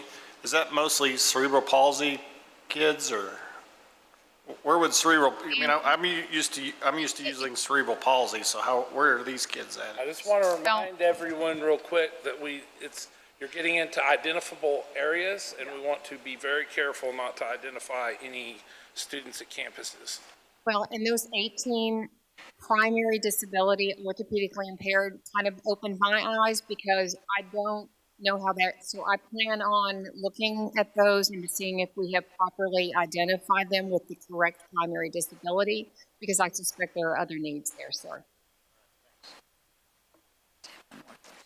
Mr. Gwynn, Ms. Wilson? I have one more question. Is that Ms. okay? Wilson? Could you describe the role of the diagnostician and like how many hours it takes to evaluate one student and get their IEP up for the parent to review, et cetera? How much time is that per student? I'm going to say, Mrs. Burleson, it depends on the attention of the child, the age of the child. If the child is not going to go, when we assess a child, you go until they get like 3 things they don't get correct. So a bright child, you could go 8 hours sitting there assessing. A child that may be struggling, much less time. A child that has attention issues, you've got to pull them in little bits during the day or over a week. And then writing a report is the thing I struggle with the most because it means so much. So I don't take writing a report ever lightly. And you've got a lot of data to pull in. Technology does help somewhat now, pulling in the different school data. But you're supposed to be not just looking at the cognitive and achievement testing, and even when you look at what we call adaptive behavior, when we're looking for possibly an ID disability, that takes time, and it also takes parents and teachers that have to provide written input for us. I've got one to bolt on with Ms. Burleson that has to do with diagnosticians. On the DIAG side of it, when we're doing the testing and the initial assessment, we need to make sure that we go through, at one point it went from paper, to iPads or what have you, but it could hypothetically be that at sometimes that you move over to digital or a smart device, and then you realize that the grading criteria doesn't match the testing criteria. So if you don't have apples to apples, then you could be assessing incorrectly, and then you're totally placing incorrectly, and it is a snowball that just started downhill that's going to have years, and then hypothetically you fix it down the road. So again, thanks for being here. Thanks for recognizing that, because it's true. Verbal, nonverbal, what should you be using, and you do your best judgment, and sometimes you have to stop and go back and do something different. I just want you to know, while I'm on this board, and I will do everything I can to pull enough votes to get it, is we will make sure that you have the financial support to make sure that you match, you're able to meet that objective with the diagnosticians and the department, because if we don't get that piece right, then it is not good. So anyway. Assessment is the building block of everything, sir, so thank you so much. And then the CBI, I would like to get to a point where we can do CBIs with these kids again. We got bigger fish to fry, but the CBIs are very important. Anyway, that's it. I'm done. Mr. Hodges, I'm glad you brought that up. I actually, ever since Dr. Harmon started in this role, Dr. Harmon, Aaron, and I meet every Friday morning. And one of the things that we talk about, are there any barriers that you need me to help you with? And so they know, and that's why we started the Saturday assessment, to try to catch up on some of the assessments. So they know if they can get it done without me, great, but if not, that's what the Friday meetings are for, so I can help with that. And the CBIs, I talked to her about that the first day. Every board, Dr. Freeze and everybody should go on a CBI to Dairy Queen. It's pretty. We should go to a CBI trip to Dr. Freeze's office. Thank you very much. Josh, Mr. Quinn. Okay. Thank you very much. Sorry, it's a quick one. What was the name of that training program in North Carolina? Teach. TEAACH. I'm trained as well. There are a handful of people left. Laura Arthur is one of them, that is a diagnostician at Legacy High School. She went in those years back when I was director. But it is phenomenal. But we can also, they do abbreviated versions of it at the Service Center 3 days in the summer. And it was great. I went summer before last. And the people I'm bringing in are at least Dr. Catlett and Cece Carter, our teach trainers. There were more back 22 years ago when I came here, but there's some younger ones we found, though. Well, it's great. It's phenomenal training. Thank you. Dr. Hodges. Dr. Harmon, I have, I guess, a couple of questions, if I may. First and foremost, thank you for the information. A lot of times it's like being fair with the fire hose. But we take, in what we can, and I know everybody's different on their abilities of understanding, but I guess the questions I have is, how far were we behind prior to you coming, and what is it going to take to get where we need to be? I preface this with, when I was hired by Dr. Nix 22 years ago, TEA had been here 3 times in 5 years. It took 2 or 3 years to turn it around, bringing in expert outside people that just didn't drop in, that were like Dr. Fad. Dr. Howard remembers her. She came, she worked, and you stay with it. A lot of training in the summer.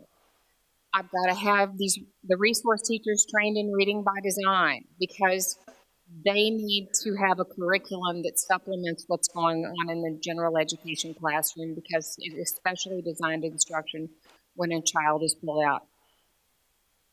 When I stopped being director of special ed 5 or 6 years later, we were a 0 risk factor on the old system that is now RDA. But you can do it with the right outside help and with the right people in the chairs. And I hired from within, and 2 of them ended up being directors after me.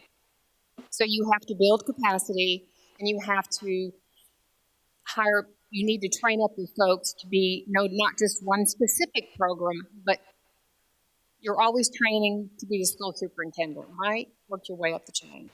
Okay, so next question, maybe directed toward Dr. Howard, is the question is, you said we have people coming into the district now that's giving us some assistance and help, and then there's an opportunity for us to have some people that's in-house and have those people certified and trained.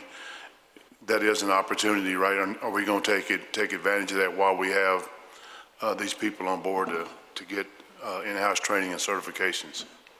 Yes, absolutely. I mean, one of the things that we're working on is a training plan, and there's been, you've received 2 special education updates in the last 4 weeks, I believe, 3 weeks.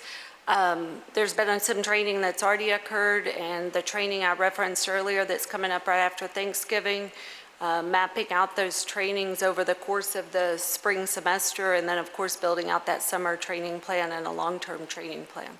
The best professional development is you don't just go to a training, and that you have to have in-class support to reiterate that and keep, and when I did the program about almost 3 years ago on life skills, I identified model classrooms, and I'm looking for a couple of them. I think we probably already have a couple of them, at least, if not more. But you have to be able to see it, not just with pictures. You need to be able to see it, feel it, and touch it like anything else. It's got to be multisensory. Okay, thank you. Dr. Harmon, along those lines, let's talk about your paraprofessionals. How short are we on paraprofessionals? I'm not bad. Not that many vacancies. Give me a number. I can't tell you a number. I could bring it up if I went back and sat down, but we're not that bad. We've got a few people quitting. We've moved some positions around that need to be filled, an additional one at Abel, one at Jones. I looked at the list. I know in early childhood, I could open up my folder and tell you in early childhood the vacancies for paras, which I think there are a couple across the district. We can provide that, Mr. Hernandez. What about are they going to be receiving training year-round, and especially during summertime, summer break? I'm glad that you brought that up, because that has always been a roadblock of how are we going to pay them, because we're going to have to pay them to come to summer training. And in the old days, and I say that because I'm the oldest one in the room, in the old days we used to I'd save up money in the budget, in the federal budget, and we would pay our paraprofessionals just like we paid our teachers to come to summer training. I intend to involve paraprofessionals anytime they're on contract on a PD day in PD. They'll be able to hear Dr. Catlett half a day, January 6th, and you're telling me it's time, right? No, I'm thinking in my head. Well, I'm moving money around. I'm always moving around. I love to move money around. It's my favorite thing to do because money does make the world go around. How to get Paris paid. Sorry. Okay. Yeah, that's, as we build out the training plan, it's just like with anything else. If we identify that to be a need, we'll figure out how to pay for it. Okay. I just want to make sure that we do have, I know that right now we've got a shortage of paras who are not bilingual, and I think it's important that we need to focus on that, because there's those students that are in dire need of a paraprofessional. And Dr. Howard, I'm going to leave that one with you. And that's all I have. Thank you, ma'am. It's nice to see you, Mr. Hernandez. Anything else? I appreciate it very much. I think we're done this time. Thank you again. Thank you, sir. President Hodges, I move to make a 10-minute recess. It has been moved and seconded that we take a 12-minute recess by Mr. Booker. All those in favor, raise your right hand. Approved.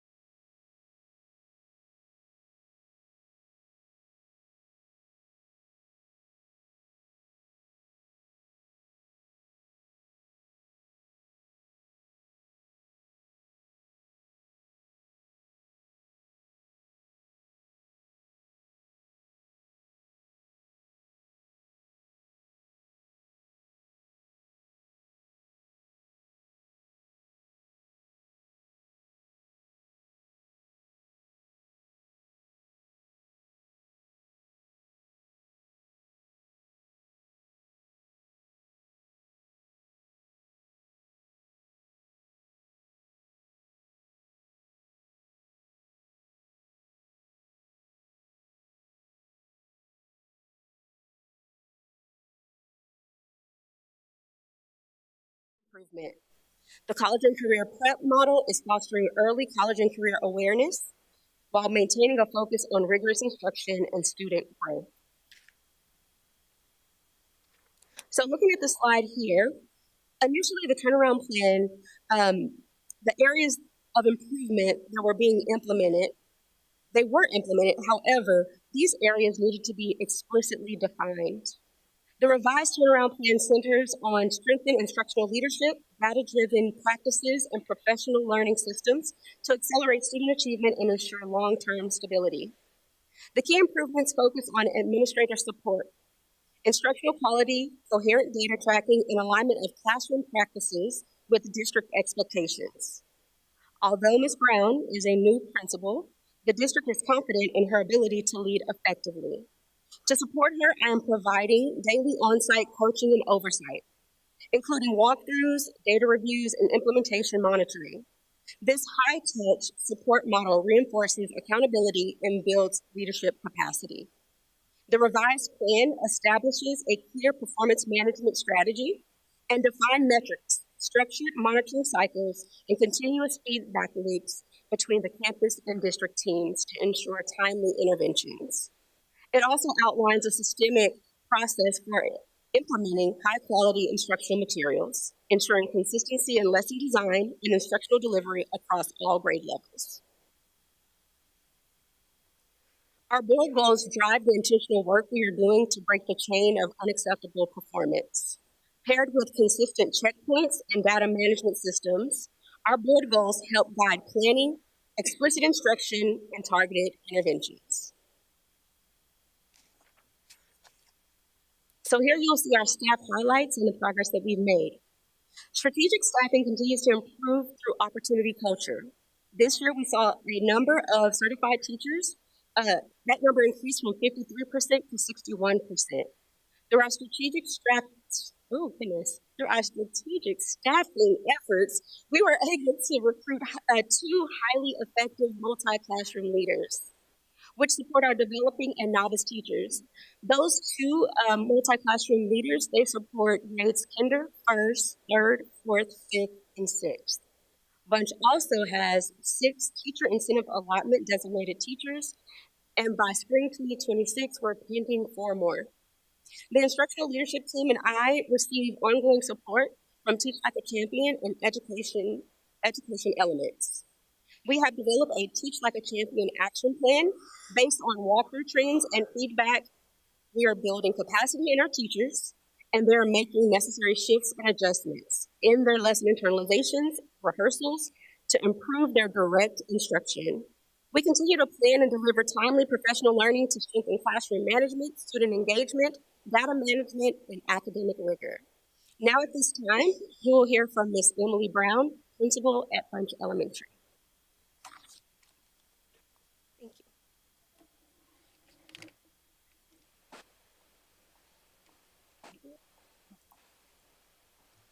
you. Good evening. At Bunch, we identified that our highest leverage move is to build capacity with our staff to provide effective Tier 1 instruction.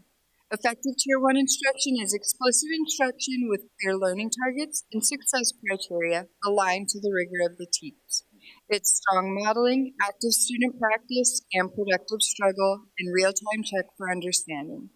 When teachers internalize lessons, unpacking standards, anticipating misconceptions, planning questions, and rehearsing instruction, they enter the classroom prepared to deliver precise, rigorous teaching. To anchor this work, our Teaching and Learning Department has partnered directly with our teachers, providing targeted support, coaching, and professional development to strengthen lesson internalization and Tier 1 instructional practices. To continue strengthening our Tier 1 instruction, we are expanding weekly internalization routines across all grade levels. We're providing coaching aligned to Domain 1 and Tier 1 look-fors. We're using exit ticket data daily to adjust instruction, and we're monitoring progress through walkthroughs, feedback cycles, and student data. These actions anchor our broader turnaround efforts and directly support board goals A, B, and D. Our teachers use daily mastery trackers to drive targeted Tier 2 instruction, By identifying misconceptions early, we intervene before they become achievement gaps. Teachers analyze CFU data in real time and provide daily tutorials to ensure every student gets the support they need to master grade level content. Consistently updated public data displays make student progress visible and keep goals front and center. By strengthening Tier 1 instruction, we are creating classrooms where students engage in productive struggle, collaborate with purpose, and think critically.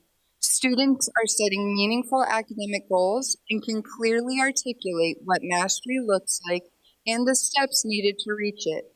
Our college and career prep model reinforces this work by promoting ownership, high expectations, and a clear vision of what it means to be ready for college and career.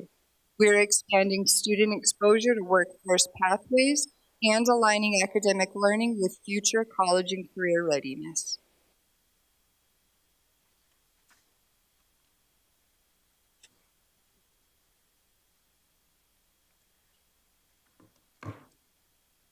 Good evening.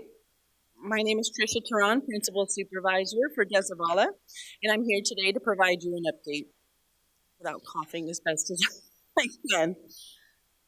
On this slide, you will see specific improvement strategies for Des Zavala Elementary.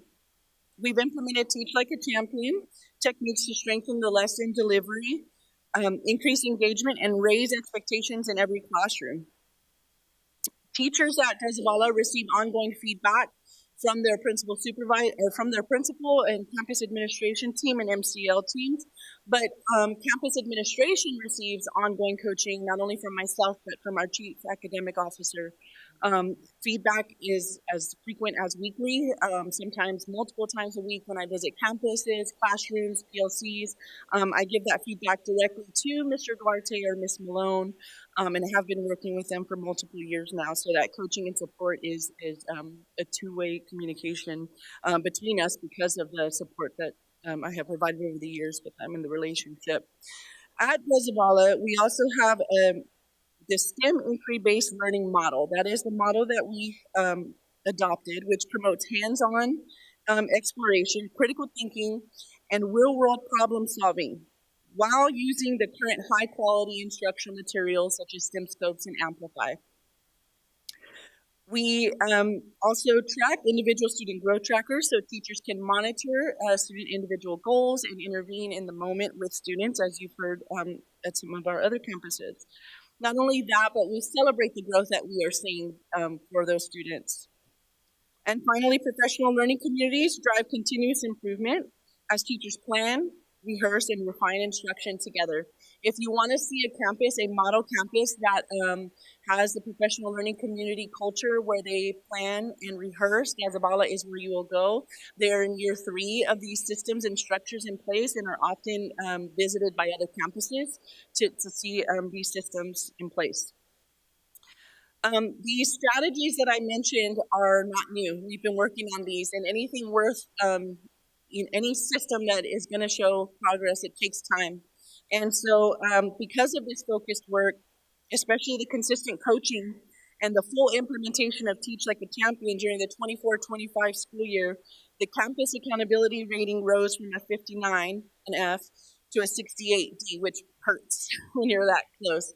I will say that Des Zavala is building systems that will last and are not quick fixes. And so when you start with true instruction and build the capacity of your teachers and your leaders, it's much more difficult for those systems to fall apart when there's changes. We're proud of this progress, but we still remain committed to that continued growth. The way we're doing that is we have monthly Teach Like a Champion professional development and continue to strengthen the instructional practices such as the high-level questioning and student engagement techniques.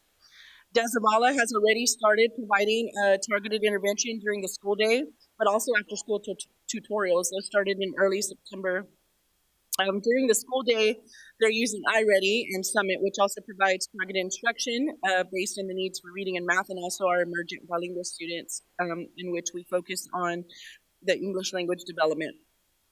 We did recently have a visit from Texas Tech University, in which we're still awaiting that feedback and hope to bring that to you. What they did was it's an implementation, a fidelity of implementation study when they came to see where we can, what are our strengths and where we could do a better job with the implementation of the STEM model. So more information will come with that, along with district benchmark information in December. This is also the example of the board goal scorecard, that which allows us to have our strategic focus on board goals. This is not only monitored by the campus leader, but by myself, and we are making necessary adjustments based on the data. But campus teachers also are aware of these goals. They track them in their hallway and then individualized student goals as well. I do want to mention that the mindset has changed. We're not just focusing on student growth. While that is really important at Dezabala, we're focused on domain 3 because we saw that that's what prevented us from achieving that higher rating. And again, as I mentioned, 2 points, that hurts a lot when you're that close to that. So what we did notice is domain 3 is the encompassing domain. Domain 3 encompasses not only achievement, it encompasses growth, and it also encompasses all of your subprops. It's like the holding place. So when you focus on domain 3, you're not leaving anything out. And so Dezabala is paying much closer attention to domain 3 to ensure that we do not fall short again, but remain focused on increasing achievement. We do have a tracker for domain 3, and we'll continue to track all major benchmarks and make any adjustments and updates that we need to. Now, I also wanted to provide a quick overview of some of the changes and to highlight the staff and some of the progress made at DZ. Again, we strategically shifted our focus to domain 3, which encompasses achievement, growth, and language proficiency. Dezabala was able to recruit two multi-classroom teachers who are highly effective and have already made a positive impact on campus this year. You know, sometimes when you bring high performing teachers or teachers who are just going above and beyond, sometimes that raises the bar for others to start like, wait a minute, I can do that. I want to do that. So you can already feel it when you walk into Dezabala. It is just another place. And those two teachers, I feel like, play a big role in that because they're taking other teachers under their wing and causing that level of performance to rise. Dezabala has 6 teachers that receive teacher incentive allotment and have 3 more pending. And so we're really proud of that. We have provided ongoing professional development and strong focus on intervention based on iReady and common formative assessment data. We provide intervention and small group instruction daily. This is built into the schedule. You can visit Dezabala at any time, or not at any time, but during the day, during that structured time, and walk into any classroom, and you will see a teacher, not only with students, but other students engaged in small group instruction. This is the way we do business, and it is daily, not just once a week, or not at the drop of a hat. It is structured within our master schedule. Up next is Mr. Duarte and Mr. Dezabala, who's going to provide you more details on the campus. Thanks. Good afternoon. I'm David Duarte, the principal of Dezabala Elementary. Thank you for having me to speak about just the great things that we're doing at Dezabala. Once again, I invite all of you to please come down. We're happy to have you. We do want to be the model campus for the district. So first of all is rehearsals are an important part of our campus culture.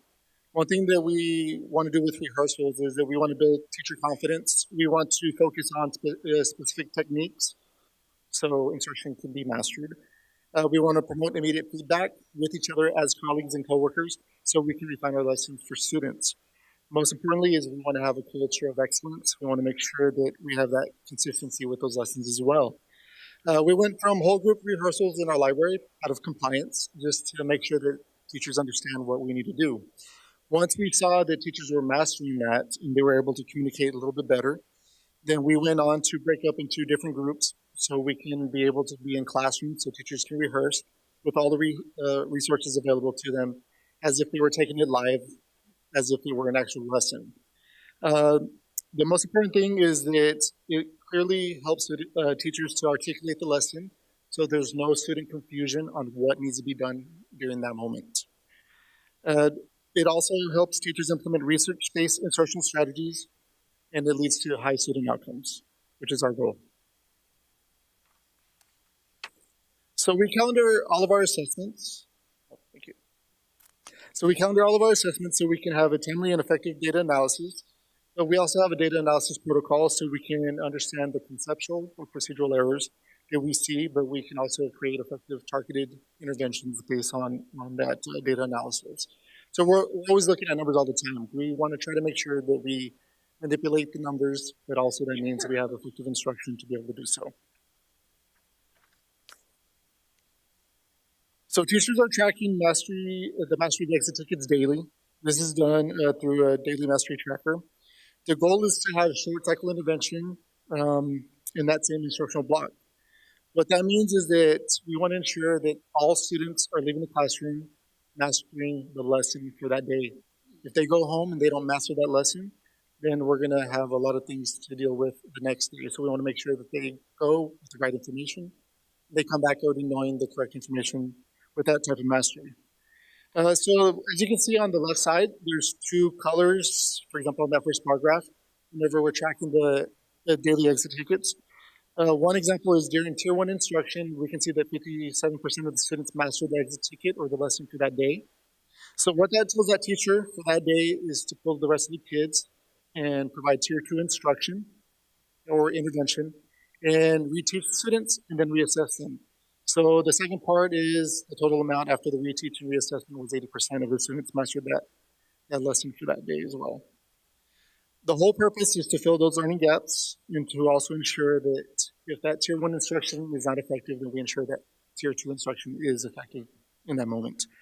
Then also we have assessment trackers or data trackers for assessments. And it also tracks our achievement and also our student growth goals for the next performance level for STAR. But we also use that to guide our instruction for Tier 1 and Tier 2 instruction, so we can also meet those conceptual and procedural errors that we see when students are taking the tests. A big game changer for us at Days of Allah is our STEM pedagogy scorecard. We provide clear look-fors to our teachers based on Teach Like a Champion strategies. So whenever we do our walkthroughs, they know exactly what we're looking for during that lesson. And it's not perfect right away because it depends on the time of the day that you go in there, but we always try to go back to try to see if we can hit all of our look-fors for our teachers. We give in-the-moment feedback to the teachers, and then we also use this to find instructional trends for either the whole campus, that specific grade level, or that specific teacher that we see. So there's different color codes and different numbers to mean what rating that teacher got. This is given to all the teachers, they all can see it, but it also creates a culture of learning and responding to whatever trends we are seeing on the campus to be able to adjust it as well. This also helps us hit Board Goal D by providing learning clinics to teachers based on those instructional gaps that we see in the classroom.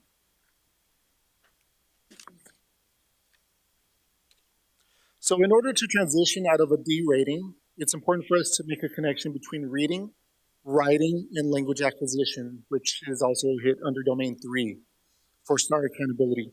Every content area writes once a week, and basically our goal is to help students provide a clear understanding of how to communicate in writing. And that also provides a lesson or an assignment that's at a higher rigor. And then mastering that connection with writing and language acquisition will ensure that we do not fall shy of earning a higher rating. For example, that we missed it by 2 points this past year. We're also creating inquiry-based learning by guiding students to make a connection with lessons. The image on the right, you're seeing that students in kindergarten had a reading lesson with the 3 little pigs. So the way that we provided inquiry with them is that we gave them a task to create different houses to try to see which houses are going to be most stable. They used a blower or a hairdryer to try to blow over the houses. They saw which houses were more stable. Then they learned from that to try to refine it and build even stronger houses as well. Most importantly, in regards to STEM implementation in the campus, it's nothing additional to really what high and effective instruction is. It enables teachers to prepare lessons that are student-centered and calls for cross-curricular and interdisciplinary connections. This leads to highly effective instruction and allows students to make meaningful connections with academic concepts and practical application to whatever they're learning. So thank you for your continuous support. I'll hand it over to Ms. McLean.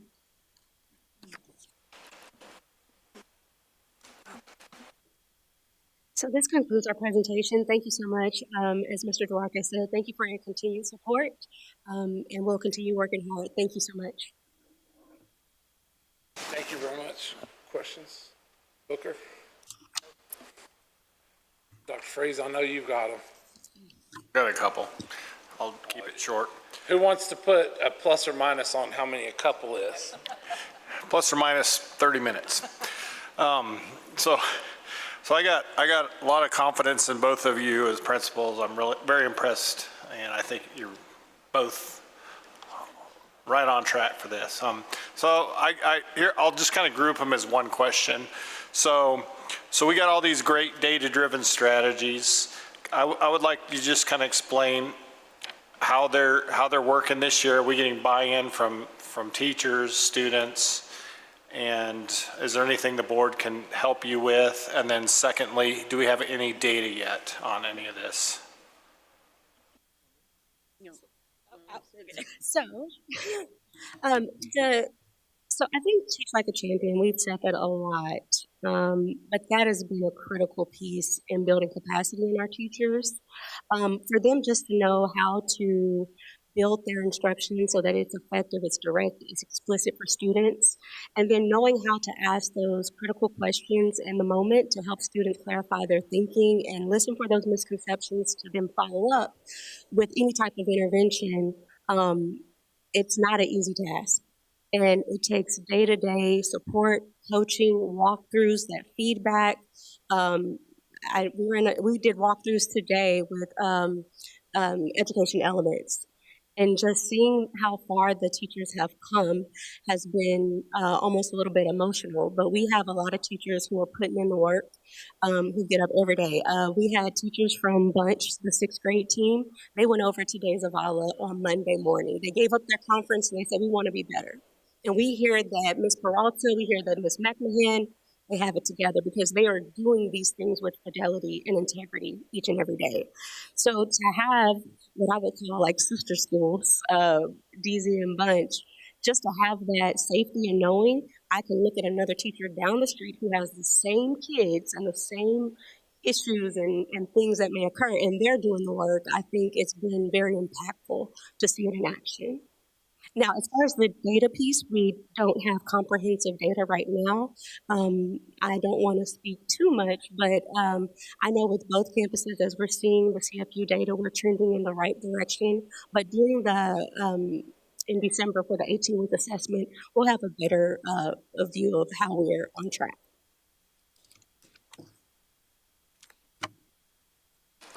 Can I say something, Mr. Hodges? I think you all have a calendar invite for this and should have received some information, but Thursday at 10 at De Zavala, we have the donor preview. So if you can make it out to that, we would love for you to join us. We spend a lot of time at these two campuses, and one of the things that I shared with Mr. Duarte the other day and some of his team is the level of expectations, the sense of urgency, the professionalism, the doing whatever it takes for kids is something that we see on these campuses that quite frankly we're working to replicate on some other campuses that are C's but should be moving to B's. I just have a thing on lesson internalization because we've heard a lot about it, and I attended the OC Opportunity Culture thing this week and watched some. I like that you put some examples in here today because the one from Bunch I think was lesson internalization. Is it not what they're doing? Yeah, so I know that for some it's a learning curve with the new program, but is this our second year with TLAC on every campus? Yes, with Teach Like a Champion, it's the second year, but what we have noticed is that there just is like you said, a learning curve. We have refreshed and re-provided all of the PD, and so that principals can revisit with their teams. I do want to just mention that high quality instructional materials were developed so that teachers are spending time internalizing. That is why the TEA developed it. Instead of looking for materials, they study their materials. And so what we have been doing our best to communicate is that internalization is making something that's already existing your own, writing on it, and making sure you understand it. So, just like any other performance-based industry, you have to rehearse your script or your play or whatever it is, right? But then the rehearsal part of it is so your execution. That's what Mr. Duarte was talking about. Internalization is one piece of it, but then you have to make sure you can execute it well. But that is one piece of why high quality instruction material was developed, so that you're spending your time there instead of. It seems like that this would definitely move the needle for every kid in classrooms, because you're getting a well-designed lesson and giving it to the kids where you really have the knowledge about what you're doing, instead of just to add, and this might answer some of your question, Dr. Freeze, we have identified model campuses and put them on an Excel sheet, and that is why some of them are already visiting each other, and that's junior highs even. We took the junior highs, actually, well, I wasn't there, they took the junior high leaders to see Desavella as well, because we want them to start identifying those pieces, and also, like, wait a minute, oh, you are doing these practices, or maybe this isn't what I thought, or maybe I was overthinking it, so when they can connect with someone, as Ms. McLean was talking about, so we have identified places for them to go see it. Mr. Carlson, anything else? I just have a quick question on the implementation. Is a great job. You've got it handled. On the implementation plan, do y'all have like actual framework, like a visual map that you can give and communicate to the parents? Because I think it's very, very important at these schools, like we had talked about earlier, focused parental involvement, and the more information and visuals we give them on this is what we're doing, this is who you contact, this is what our plan is, I think the more benefit we're going to have long-term and get buy-in from them. So we try to communicate as often as possible with the parents, but I think that's a great idea for us to share what direction we're going or what type of map or flow we're using for the implementation of the STEM model. And again, y'all, I just know that the implementation is what you either win or lose with how you implement a great strategy. And I think a visual map with those parents so they know who to contact and what's going on would be great, but that's not my side of the ledger. So I'm pushing up against my boundary with love. Thank you. So, thank you. Great presentation.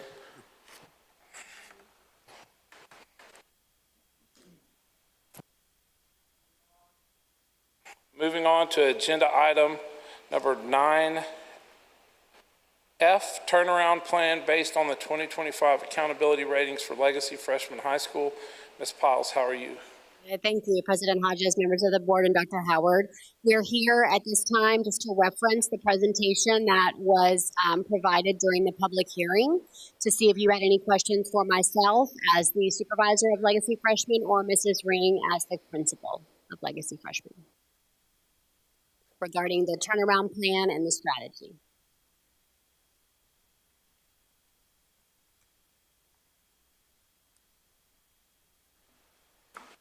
I have a few. So one thing I think we deal with a little bit more in the upper grades versus the lower, and I've kind of actually heard it vocalized, is not necessarily from Ms. Ring, but is apathy. How are we addressing apathy at? I think one of the biggest ways we can counter apathy is by providing quality instruction. Years ago, when I was instructional specialist for Mr. Cedillo at Midland Freshman, we had a math team sit there and talk about kids not even wanting to pick up pencils. And when we made big instructional changes and started responding to students immediately, putting in cycles of learning, all of a sudden kids that weren't picking up their pencils realized that they did have a chance and were trying. So I don't think it's a simple fix, but when we improve instruction, we make an impact there.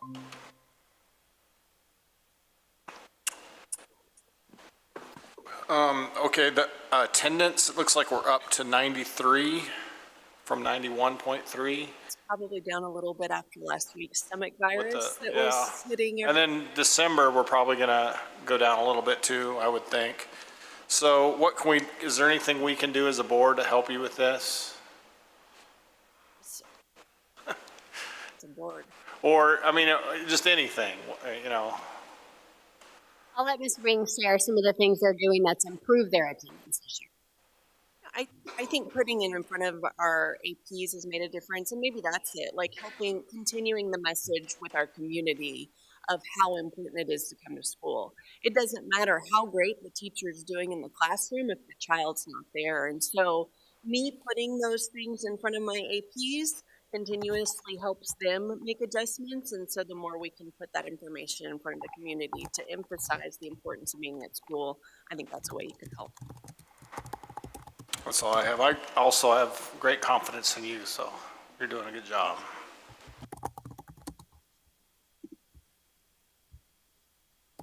Thank you very much.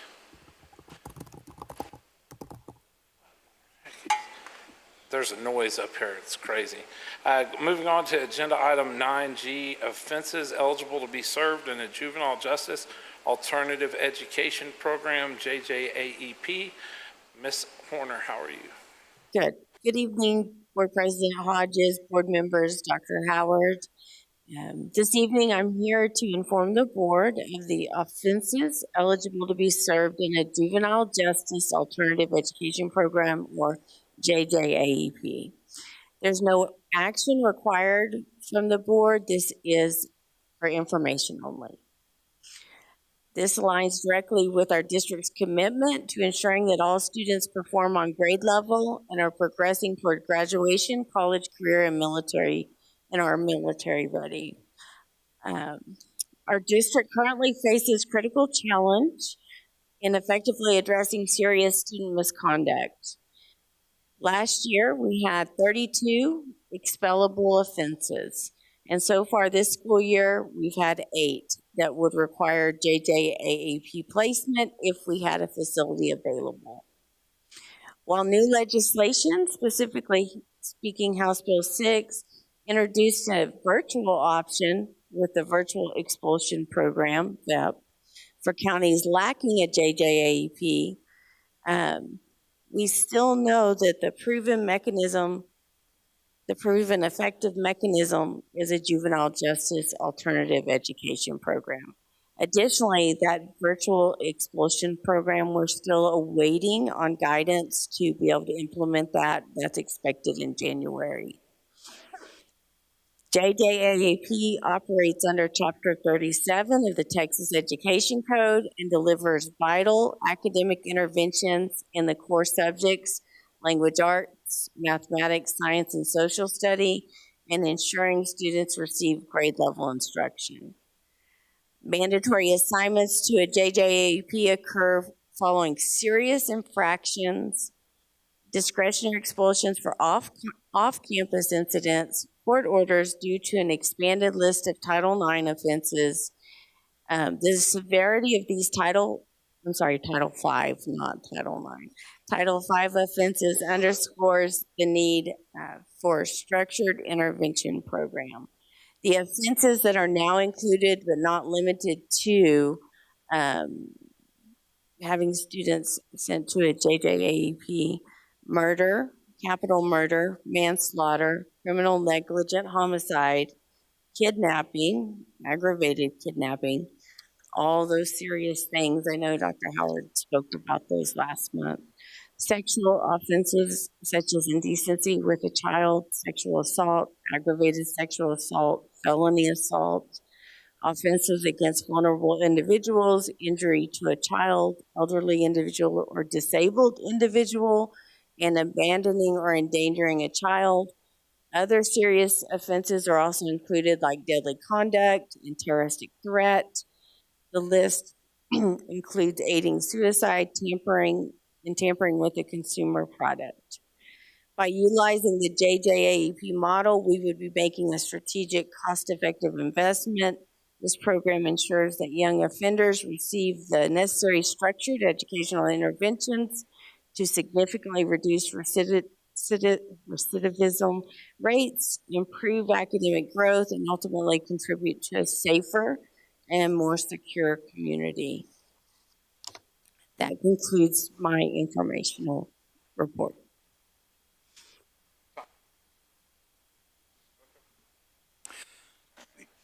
Yes, ma'am. Can you tell us what the most prevalent offense is for assignment to JJAEP? Well, we don't have a JJAEP, but really it is things students are doing outside of school that are a felony charge. And I could get you that data. I have it all pulled, but I don't have it with me today of the number of offenses. Thank you. But I do expect now that aggravated assault and felony assault are included in charges on and off campus, that'll be our number one. What were the charges on the 8 that would make them eligible for this program? I'm sorry, can you ask me? You had said earlier that there were 8, I believe, kids that were eligible. You gave a number, I can't remember. Oh, yes, sir. We've had 8 so far this year, and most of them were in assorted felonies, including felony assault, some out-of-school gun charges, several of those, deadly conduct, serious stuff. We have had a sexual assault outside of school. But now that Title V felonies happening outside of school can be placed up for expulsion, we're seeing a lot more of those. So where are those students currently at? Currently, some of them are on the street. And if they have special ed services, we are trying to serve them virtually in a partnership with MAP. And, but a lot of them are on the streets. They're expelled without services. Okay. Yes, expelled without services, yes, thank you.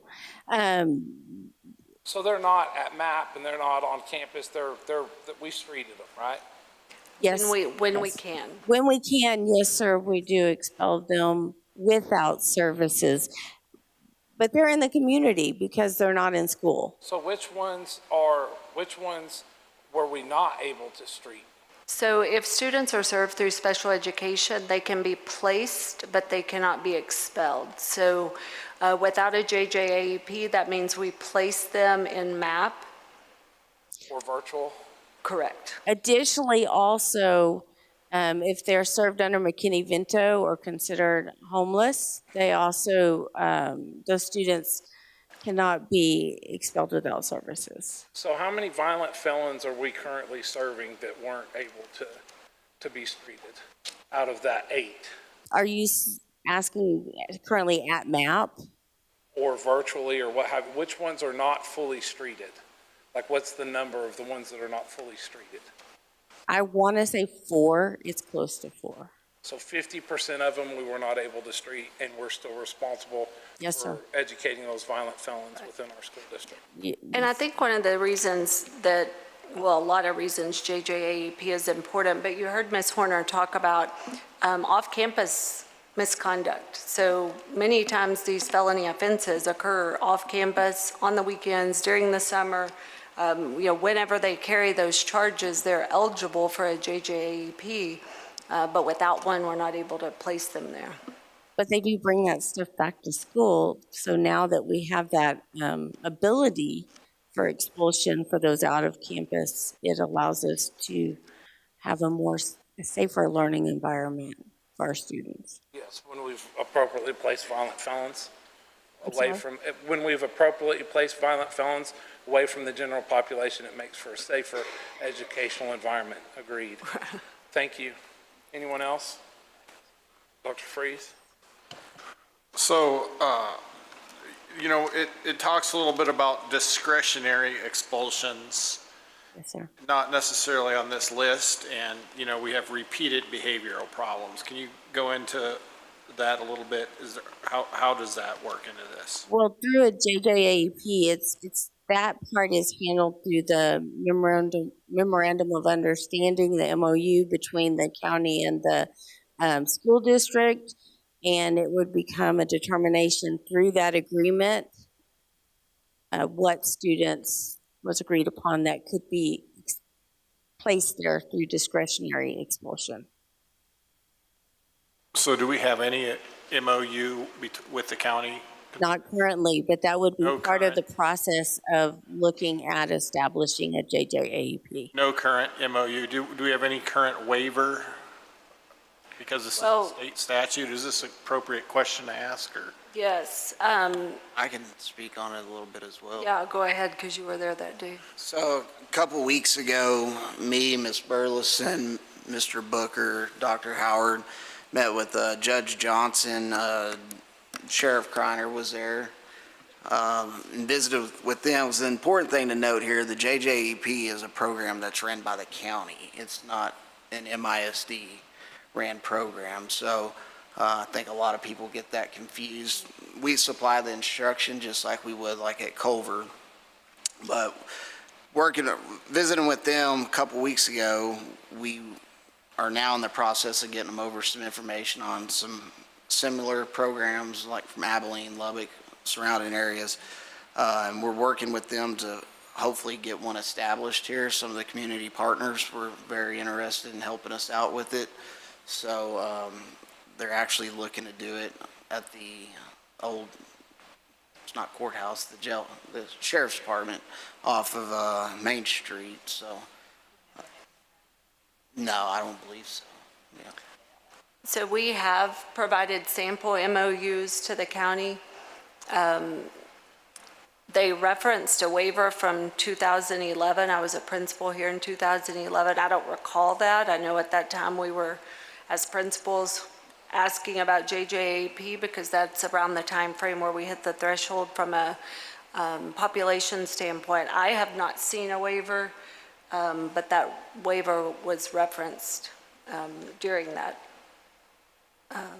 tour. This is a question for legal, is a waiver from 2011, how does this factor in? Is this?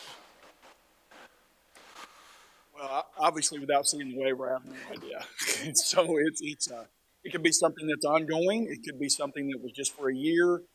I've never even seen a JJAP waiver, to be honest with you. We represent all kinds of districts and all kinds of counties. I was kind of shocked tonight when I heard that Midland County did not have a JJAP, to be bluntly honest. So it's kind of news to me. And normally we have MOUs that run the gamut of agreements between school districts and their JJAP in those counties. But without seeing the waiver, it's going to be really hard for me to tell you exactly what it looks like. Sorry. Is there any way we could get a hold of that waiver? I can request that from the county and see if they can provide it, because I would expect they would be the ones that had to file it. I do have a question. Maybe it's just kind of an off-the-wall question, but isn't there some type of law or something within the city for the county, if you're a certain size as far as population, that you have a JJAP? That's what, yes, we've qualified since, I believe, 2011. I think it's 135,000. I can't remember. It's Yeah, 100,000 plus. Do you know the number? Yeah, it's It says 125,000. 125,000. I was off by. And we're over 160,000 according to the demographic study yesterday. So the county is required to supply a building. That's basically their requirement. And staff. Right, it's, My understanding. Does a waiver from 2011, I mean, do you have to get a waiver every year, or do we even know? Is there? Do not know the answer to that. I think Mr. Leeser and Carol probably bird dog that out to answer those questions. I'll be blunt, I've never seen a waiver for a JJAP, so like I said, most of the districts that are. Welcome to Midland. Both sides counties all have them. So, now MOUs are a whole nother matter, and that's a whole, negotiating those is different, but I've never seen a waiver, so. My question, I've got just one quick question, if you don't, can I jump in and ask this? I can, and it's probably going to be for the police chief.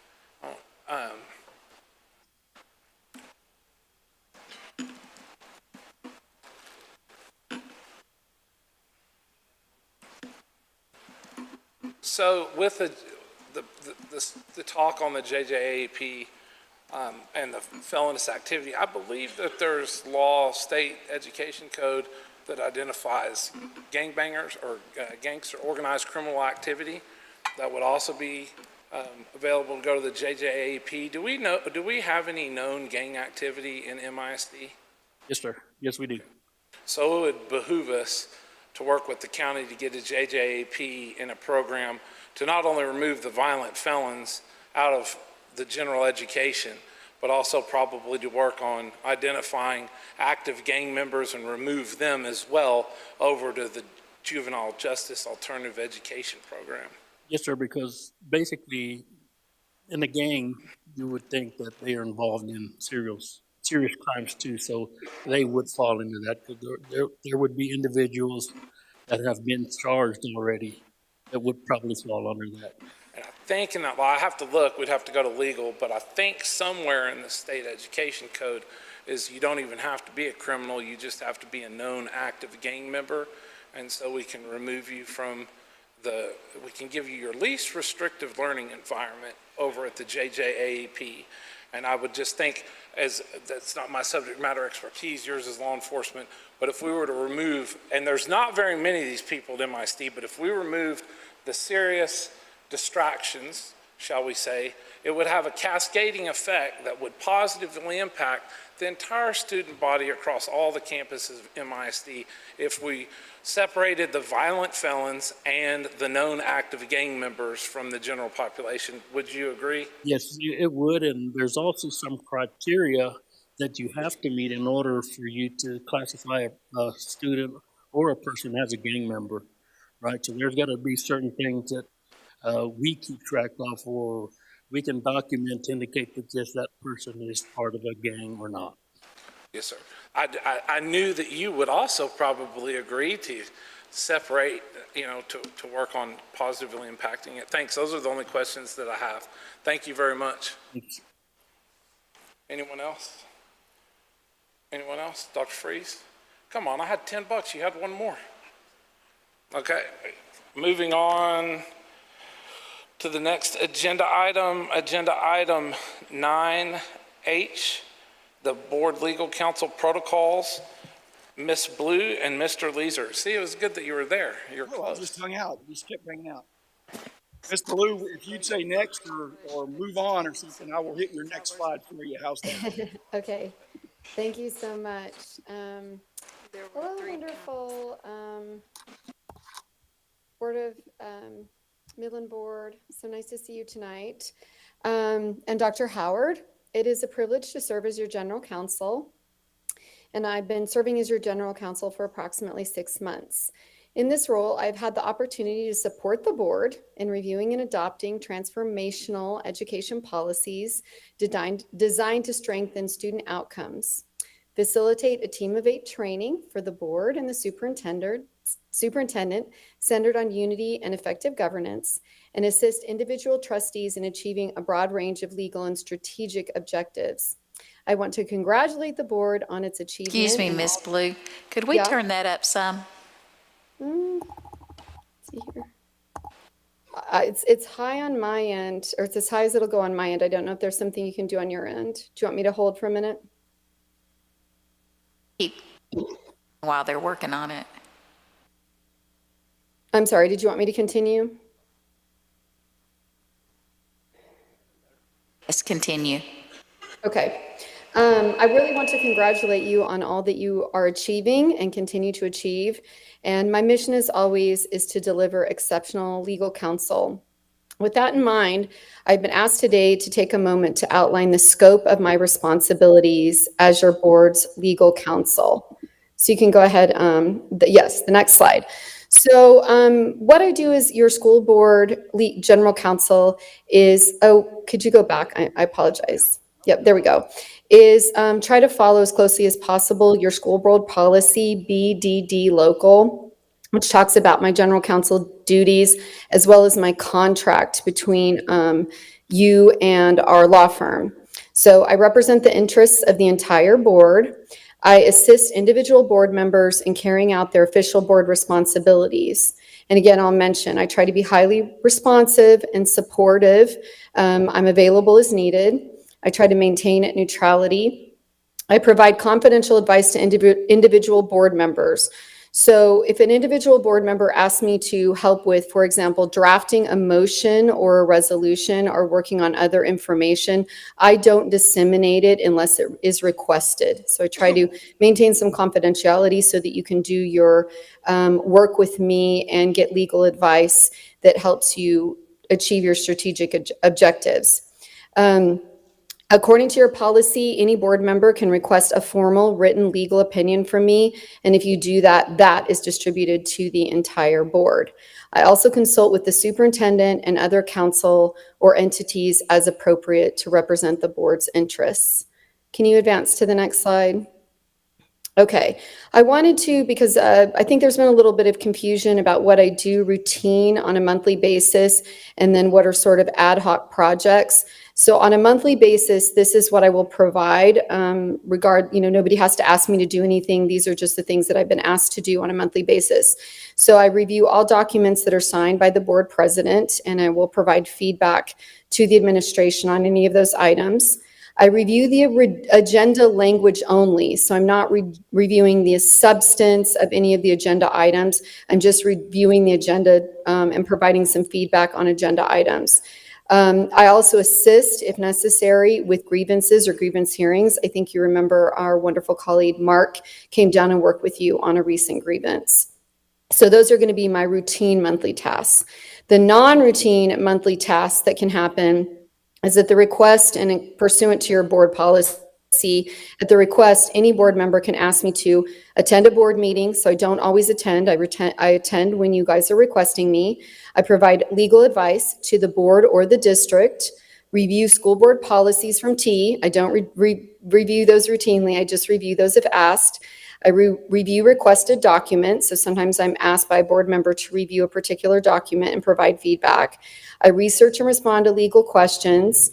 I may be asked to draft board motions, resolutions, or legal memorandum. And then I liaison with the superintendent, district council, and other entities to protect the board's interests. So those are going to be non-routine things that I do only upon request.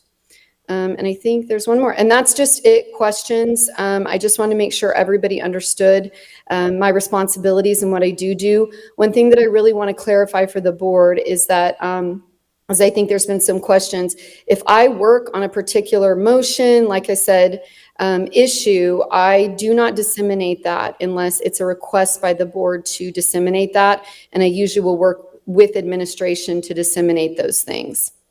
So with that, if you guys have any questions, feel free to ask. And I know that Mr. Lesser has a presentation for you as well. Yeah, I have a couple of questions. Sure. One is maybe I'm misunderstanding it, but it's saying provide confidential advice to individual board members. So if a board member calls in confidentiality, is that something you're not going to share with the rest of the board, or am I misreading that? No, pursuant to your school board policy, BDD, any school board member can work with me individually to try to achieve the objectives and to work on their school board duties. And I do not share that unless it is upon the request. So sometimes I have board members that will call and ask, can you help me draft a particular motion? Maybe that board member is not sure if they're going to move forward with that motion, but they will ask me, for example, how do I draft that? And I will help them draft that.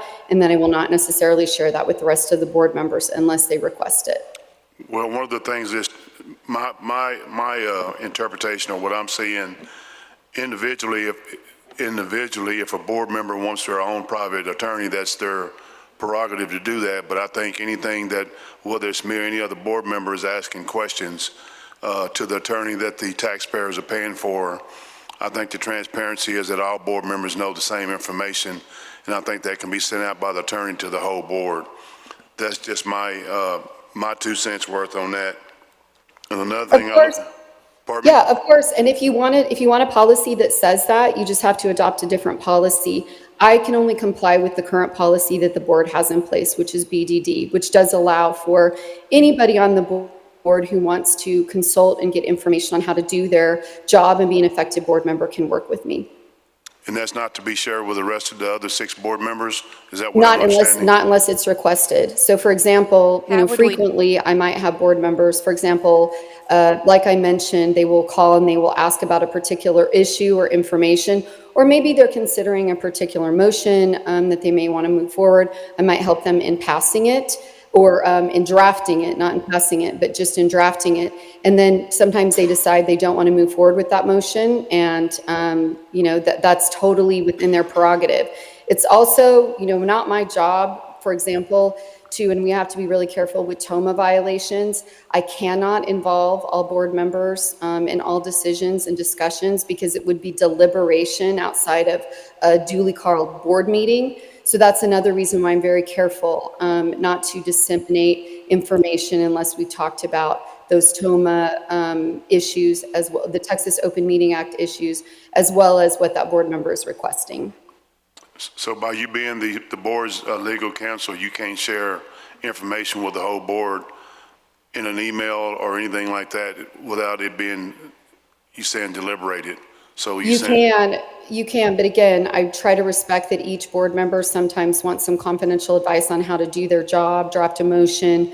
Again, they might not be interested in moving forward with that ultimately. And I also want to leave it up to each individual board member to decide, when they want to, for example, put it on the agenda. Sometimes a board member may ask me, how would you put this on the agenda? And then they'll decide, maybe I don't want to put it on the agenda even after we've discussed it. So it's just really up to each individual board member. And your policy allows for that. That's policy BDD local. Okay, so I guess my question, food for thought for the board as a whole, we're in a $7.3 million deficit. Since March, we spent $128,000 on the board attorney, averaging about $21,000 a month. Is this something we want to continue to do? That's just a question I have for myself, being transparent with our taxpayers and with our community. There's just, to me, again, there's just some things that I feel don't need the money's being spent for the money we spend it on for legal counsel. So I'll speak to that a little bit. So I have charged Kara, and whoever is the president of the board has to sign a bunch of documents. So I sent an email out, and essentially it's just why reinvent the wheel. But past issues such as unreviewed documents being signed, first forms, inaccurate meeting materials, or public forum policy alterations with an adherer's signature stem directly from inconsistent review protocols. These are avoidable errors that not only create legal exposure, but also drive unnecessary expense in corrective actions and clarifications. Again, I sent this out in an email. Dr. Howard was on it. I think the whole board got it. I can't remember. I can't send it out because that's a TOMA violation. But my view on independent legal counsel is the absence of dedicated board representation allowed management practices to proceed without sufficient checks, leading to the very missteps now requiring costly remediation. The current increase in legal expenses is not a function of over-caution today. It is the direct result of prior lapses in oversight and accountability. This is a $350 to $400 million annual budget. We've got billions of dollars in capital assets, a $1.415 billion voter-approved capital bond on the INS side. We have TRS requirements, we have lots of things. There's not an organization that would have the market capitalization, if you could correlate this over to market capitalization in the private sector, that would not have legal fees for their board of directors. Thus the reason that they have an annual budget for the board of directors separate than their leadership at their organizations to give them legal guidance. We would not have ended up probably in the same situation as having to make decisions on moving the pipeline, which is $2.2 million, $2.8 million, if we would have had proper legal counsel looking at the easements prior to. So I just saved $2.7 million off the $130,000 that you're concerned about right then. So it's Again, that's your opinion, and you're entitled to that. that's math. But Mike Leeser is a great counsel, and he represents the school district, and he has a different agenda than the board does, and the board has to have its own protection on it. The board can vote on how they want to see fit on it, but I just wanted to give you my opinion on it in person. Again, it's a waste of taxpayer money, in my opinion. The 2.8 million is a waste in mine. Anyone else? I do. How are we supposed to know when to ask you a question that we would want something from somebody up here on this board? You can just read your school board policy, which you guys voted for. I believe you actually voted for that policy. It was in May, and that's just policy BDD, and it just says that any board member can contact I understand that, but you said that we could, if we asked for it, that we could get it then. How are we supposed to know that you have something that we need to ask for? I didn't know that you had written up a third future contract. I didn't realize you were doing policies, et cetera. So I'm asking you, how are we supposed to know what it is that you have confidentiality on that we might be interested in talking to you about? Well, one thing that I would definitely advise the board to do is when the school board agenda becomes available, if you have any questions about any items on that school board agenda, which again, within your policies, that agenda is produced by the superintendent in conjunction with your school board president, but ultimately he approves what's on the board agenda. Anything that's on that agenda that you have any questions or concerns about, you can ask. But certainly if any of you are interested, again, because you do have, the ability to consult with me at any time, if any of you would like to consult with me about any policies that you're interested in passing, any changes, any concerns that you have, I have provided you my cell phone and I'm more than willing to talk to you and very happy to talk to you at any time. Ms. Burles, I'm not trying to interrupt. I just wanted to say this just as an idea. Because with Mike Leeser, what a lot of times I do is I CC on the emails, I just CC the other attorneys, and that way everybody's on the same page, and then they can disseminate it. So that's what I do, is I just CC the Mike Leeser on it, and Dr. Howard a lot. Almost, I don't think there's an email that I don't CC you on. If there is, I apologize. I guess that what we're saying though, Mr. Hodges, is that I'm hoping going forward, this does not happen, that we are better about communicating with each other, but that in the past 6 months, there's been many things through this board lawyer that no one knew it, or some of us did not know about happening that we would have liked to have known about at the time. It's too late to go back and redo what we've done, so I'm not going to rehash all that. But going forward, when you say, I just want to get this out in the clear since we're having these questions. If we're able to call you, let me go back to what it actually says. Assist individual board members in carrying out their official board responsibilities. And then, but then you said that if we wanted to be involved in that we could call and ask you that, but we don't know what has ever been asked of you to do. And so I just want to, how do we solve that problem? I think this is a good time to hash this out in a civil way of how do we know when someone has called, because I don't want to waste money on a phone call if it's not worthy of it. I don't need to call and ask you, hey, what's been going on? But I think that it is important for the board to know if there is something going on with the lawyer that's going to come forth to the board that involves everyone up here. Well, again, I think that you have to be very careful about, and I do not engage in violating the Texas Open Meetings Act, so I'm not allowed to consult with all the board members. The time for the board to deliberate and consult with each other on items is to review the posted agenda. If you have any questions about the posted agenda, I can answer legal questions about the agenda and items that are on the agenda to the best of my ability. Again, I'm not looking at every agenda item for legality. I just am generally looking at what's there, and sometimes I'm advising as appropriate. But because the board is not allowed to deliberate outside of board meetings, the appropriate time under Texas law for you to find out would be to look at the agenda, which you get a preview of, and then you can ask legal questions then, but really the time to discuss it is during an open board meeting like right now. So if a particular board member, for example, had an issue they wanted on the agenda, your policy allows for that board member to request that the president put it on the agenda, and within that meeting or the near future, they have to put it on the agenda, and that is the first time under the Texas Open Meetings Act that the board would be alerted to the fact that another board member had an issue. So for example, if you wanted to work on a policy with me, we might sit, and as your general counsel, you might be saying, I have a concern, I'd like to work on a policy. We'd work on it together. Then you could ask for it to be placed on the agenda.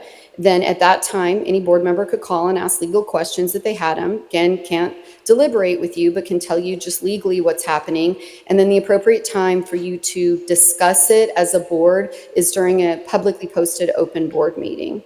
So I guess, long story short is it's not appropriate under the Texas Open Meetings Act necessarily for every board member to have advance notice, because you're not allowed to deliberate prior to the meeting. The time to deliberate is at the publicly posted meeting according to Texas law. So I hope that helps. I got one question. Yeah, I do. Hey, can you tell me what the hourly rate is for you to assist individual board members? Yes, it's $4.25, and it is listed on the bill which you receive, which board members I've been assisting, and what the general topic that I've been assisting on. So every board member is notified of that. Thank you. And also the latest invoice that came out, I sent an email because our legal bills have precipitously declined. But on the last invoice that came out, it looked big, but it's because we had days aging on not paying it prior to. So I sent an email to Shelley, and we got it all fixed up. There was just some unfinished business from the transition to new people to get all that pulled out. And so that bill had just not been paid, but it was not part of the most current bill. Not trying to you're right there, so I'm just like, ugh. Anything else? No, but do you have something, or just Mr. Leeser? Yeah. But Mr. Leeser?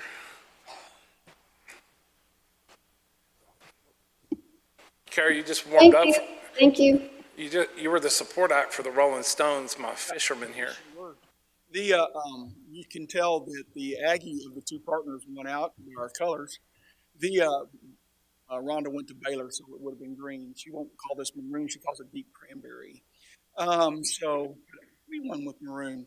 So we actually, what I would call the general counsel of the district, our purpose is real simple. I didn't do anything fancy with this particular presentation.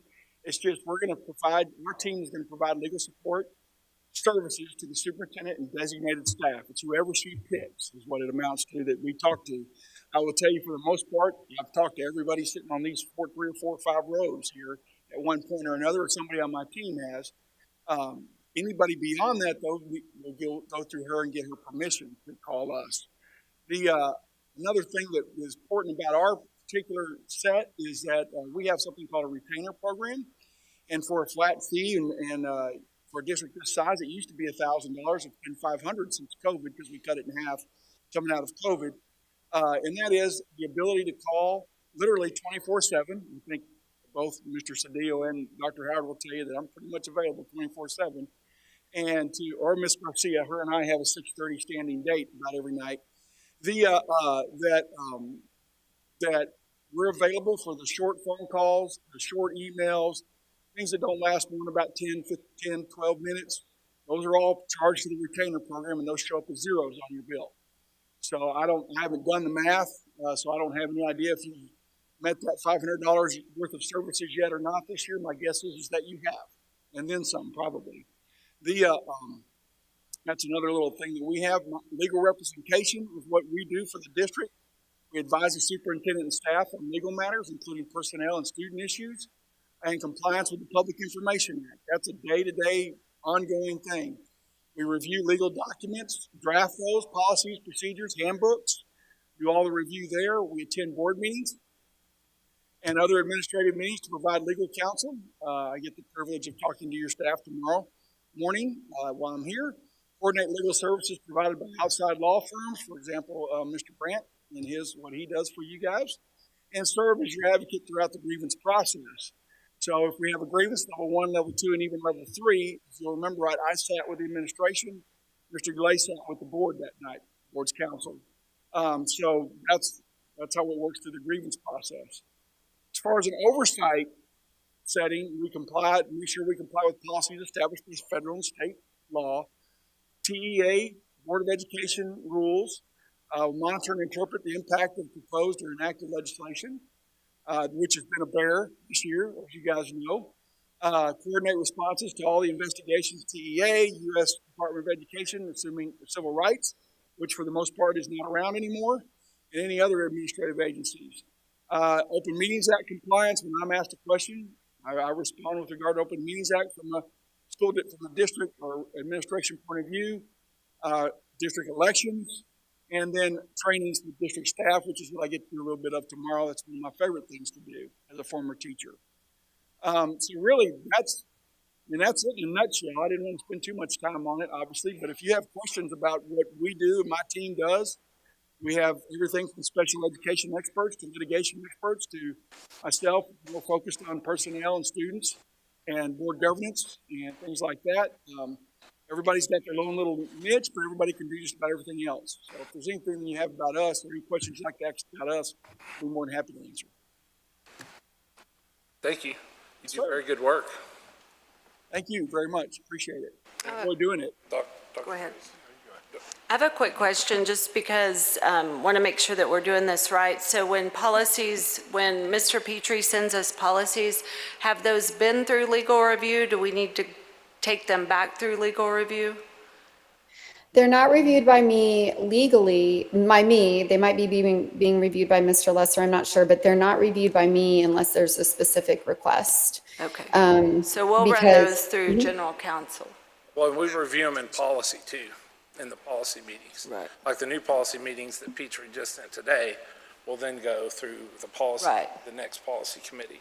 So they are reviewed and go through legal. Right. Is there a way we could get an invoice, just the board,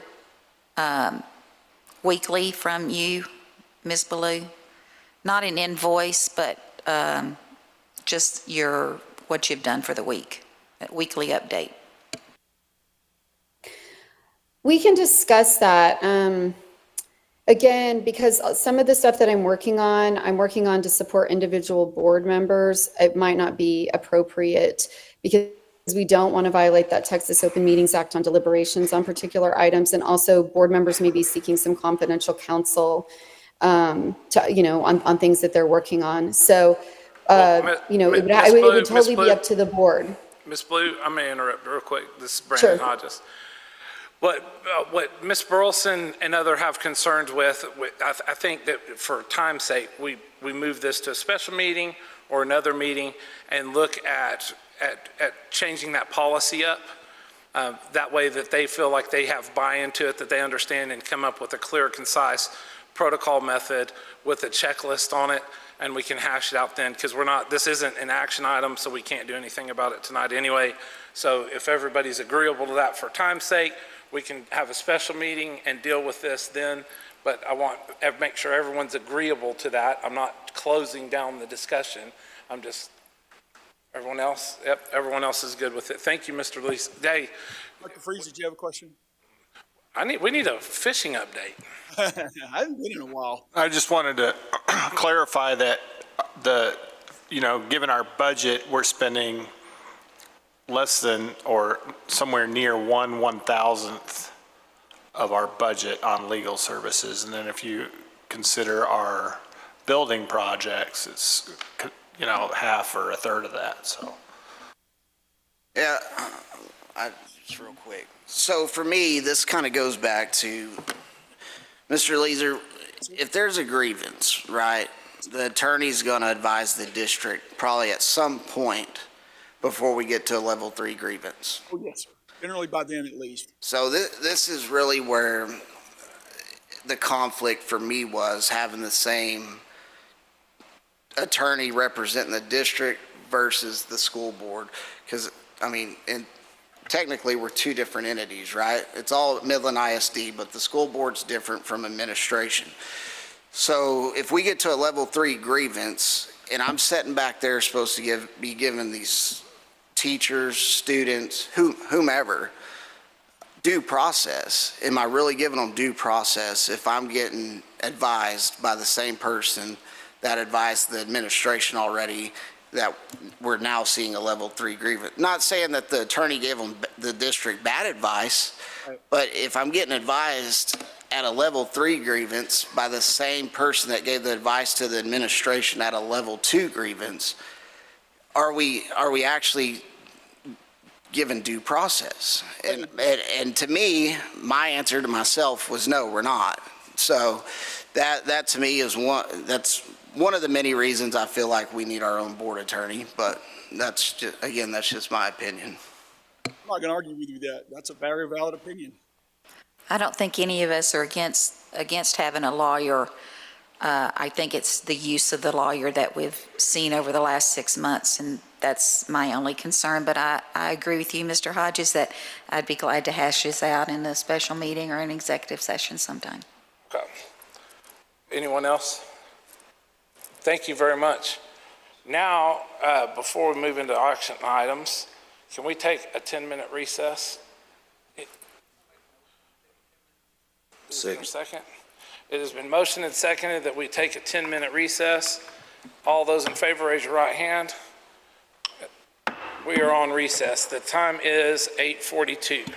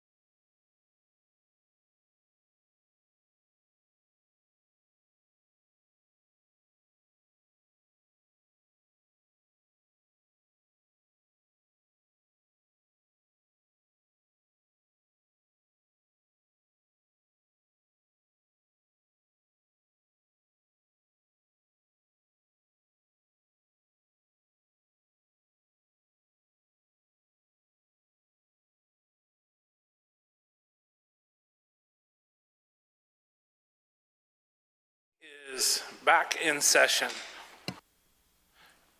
Next agenda item 10, action item A, discussion of and request for approval of budget amendment number 4. Mr. Durham, new dad. Trustees, on an annual basis, the school board of trustees is required to approve 3 budgets: the general fund, the child nutrition fund, and the debt service fund at the functional level. Whenever there are changes made to the funds at the functional level and or a increase or decrease in revenue, the administration is required to amend the budget with board approval. So this evening, the district does have a slight increase based on a miscellaneous revenue along with cross-functional transfers. However, the overall net deficit is not changing at all. And so at this time, the administration recommends the board of trustees approve the budget amendment as presented.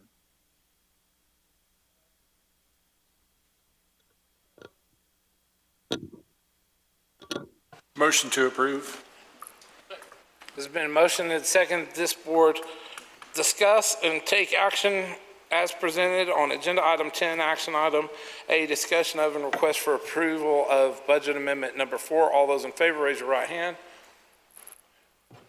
So moved. Motion passes. Unanimous. Moving on to agenda item 10B, discussion of and request for approval to cast votes for candidates to sit on the Midland Central Appraisal District Board of Directors. Mr. Durham. Trustees, this evening, the district administration is recommending the school board cast the district's 1,240 votes to candidates currently on the ballot.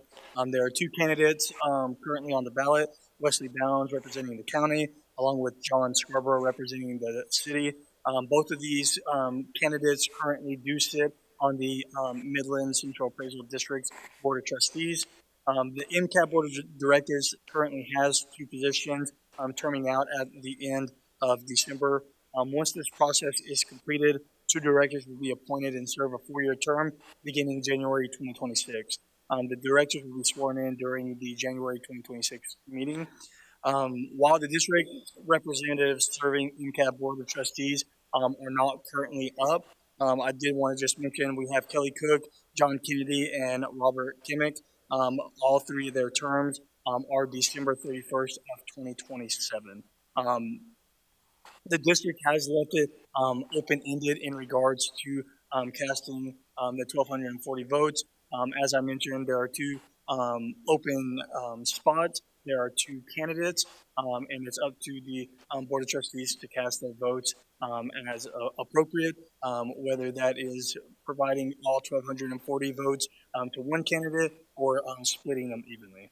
And so at this time, the administration recommends the Board of Trustees cast votes for candidates to sit on the Midland Central Appraisal Board of Directors. Any questions?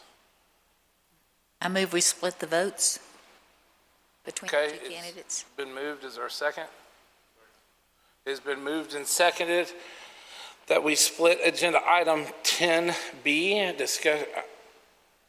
discussion of and request for approval to cast votes for candidates to sit on the Midland Central Appraisal District Board of Directors to 2 separate votes. I believe there's 2 candidates. So what are the candidates of Bounds and John? All those in favor of splitting this item to 2 separate votes, raise your right hand. We've approved. Okay. Agenda item 910B1, discussion of a request for approval to cast vote for Wesley Bounds to sit on the Midland Central Appraisal District Board of Directors. All those, is there a motion? Yeah, we got to split it because you got to vote on them. You want to vote on them. I think she meant split the total number of votes in between the 2 candidates. I think she meant split the votes, the number of votes the board has between the 2 candidates is what I think she was motioning, is what I understood. So, Mr. Durham, can you explain? So we have X number of votes. Well, why don't we just... You can give them all to one candidate. You can split them. Yes, ma'am. That is correct. So there's 1,240 votes And so we can split them in half, which would be 620 votes per candidate. So you want to do one vote for 620 and another for 620? So what you could do is actually just split them, as Dr. Howard mentioned, so you could just split the 1,240, accordingly 620 to. I'm not, I need legal counsel to tell me how to make this motion because I'm not tracking it all. I apologize. I think, do you want or you want Ms. Blue? Who do you want? Whoever. So the way I understood it is Ms. Burleson made a motion to split the votes in half. And then what you would be voting on was yes to do that. Okay. Yeah. Is correct? That'll be $425. That's what I heard. Shit, that's cheap. That's cheap, lawyer. Yeah, I heard. Yes, sir. Is that Ms. Burleson made a motion to split the vote between the two candidates? Okay. So let's redo all this going back. So motion again for that to split it, please. I move, is it move or motion? What? I move that we split the 1,000, 1,200 votes, however many. We split it in half, half for Bounds and half for Scarborough. It has been motioned and seconded that this board discuss and take action on action item 10B, discussion of a request for approval to cast votes for candidates sit on the Midland Central Appraisal District Board of Directors in half. All those in favor, raise your right hand. Okay, so moved. 6-1, I abstain. Moving on to the next action item 10C, discussion of and request for approval of CSB number 25-56 marquee signs for Abel, Alamo, and San Jacinto.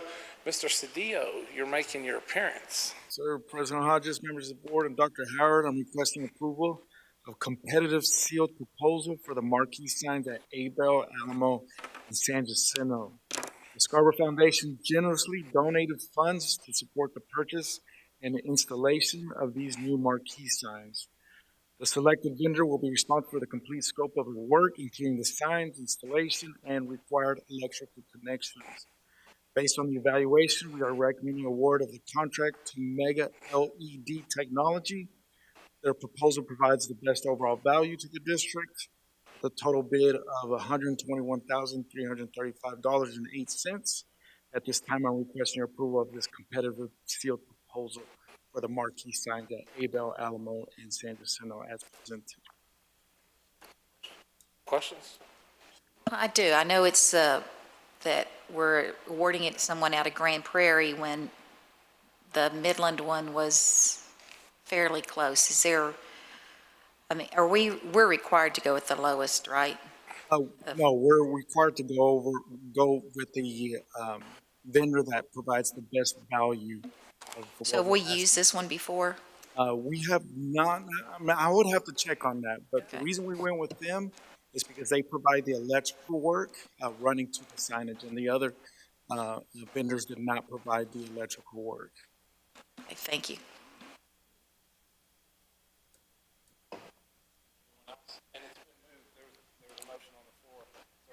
Second. There's been motion and second.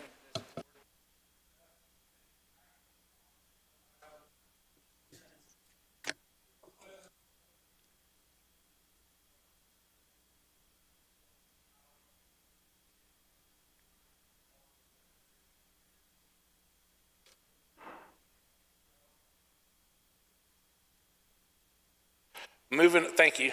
Moving on to agenda item 10, action item D, discussion of and request for approval of RFP number 25-137, heavy duty vehicle parts and repair. Good evening, President Hodges, members of Mr. Taylor. Dr. Howard.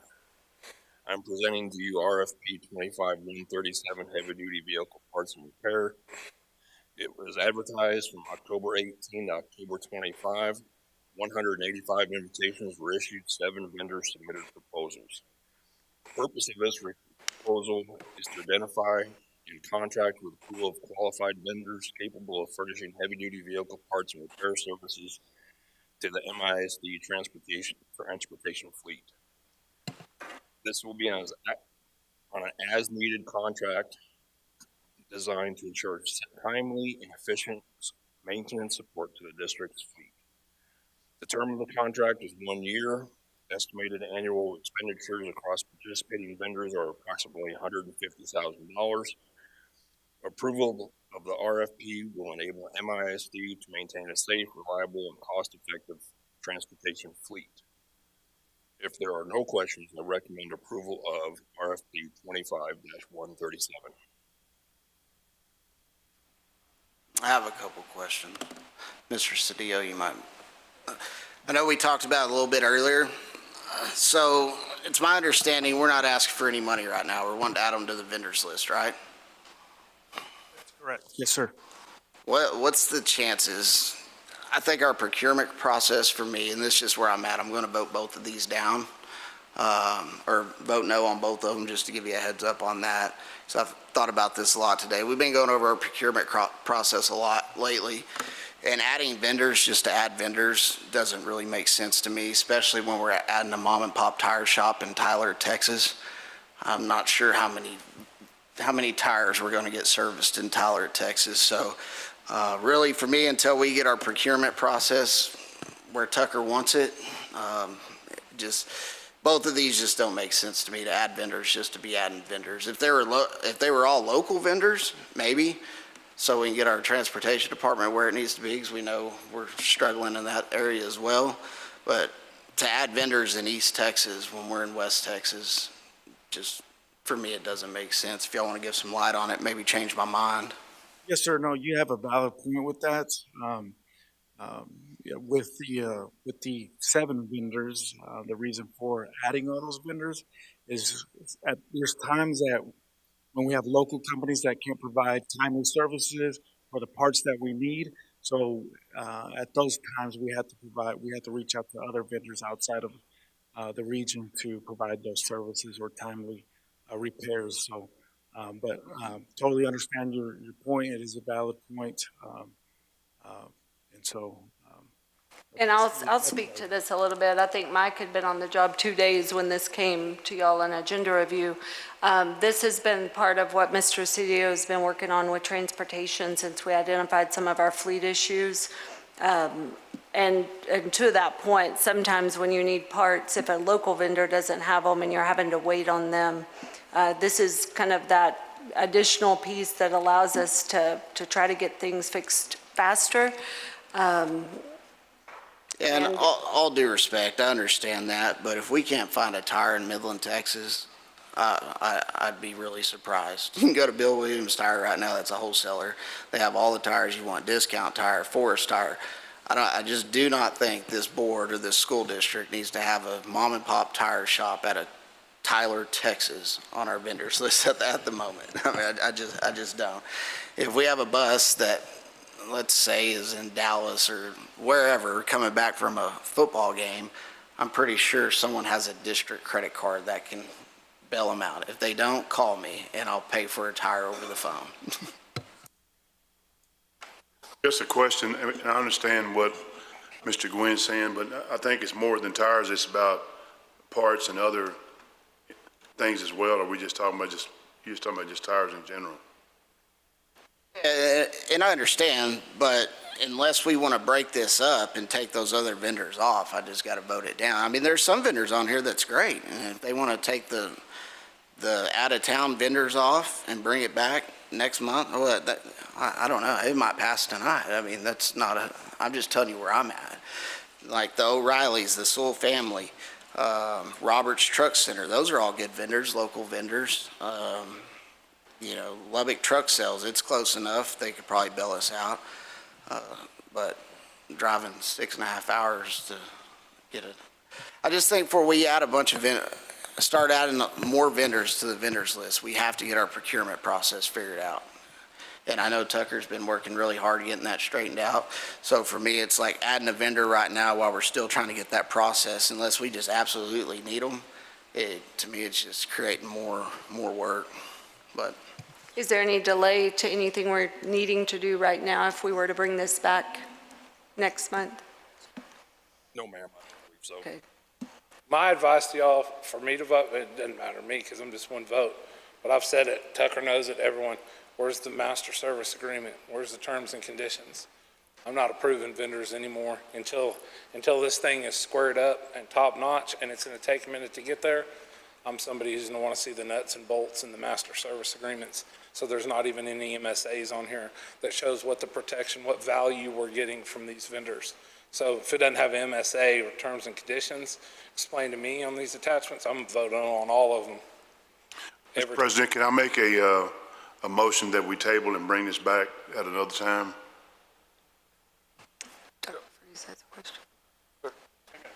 There's a motion on the floor, but I'll go ahead and second that, then you All can right, ask your okay, question. thanks. I just got a quick clarification here. I'm sorry.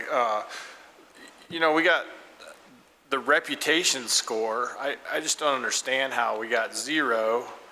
Mr. Gwynn just said Roberts Truck Center is a good company, and they get a 0 out of 15, and then someone else gets a 10. And I mean, I don't know if they're good or not. I don't deal with heavy machinery, No, but but I mean, I just know they're local. you know, that seems to really negate any price differential. So, I mean, how do we give somebody a 0? You know, it just seems very arbitrary. I'm actually fine if we table this because we talked just yesterday in cabinet about some procurement processes that went into effect yesterday. So I think it speaks to what Dr. Freeze is talking about. Again, this is one of those, you know, with all due respect to Mr. Taylor, he inherited this and was presenting it tonight. We're fine taking it back and firming this up and bringing it back. They give him a little time to get his bearings straight, right? So I'm good. We got a motion on the floor.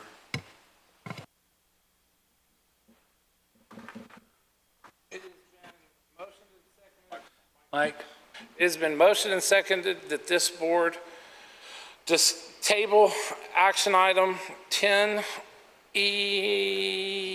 D, discussion of and you know what? D, discussion of and request for approval of RFP number 25-137, heavy duty vehicle parts and repair.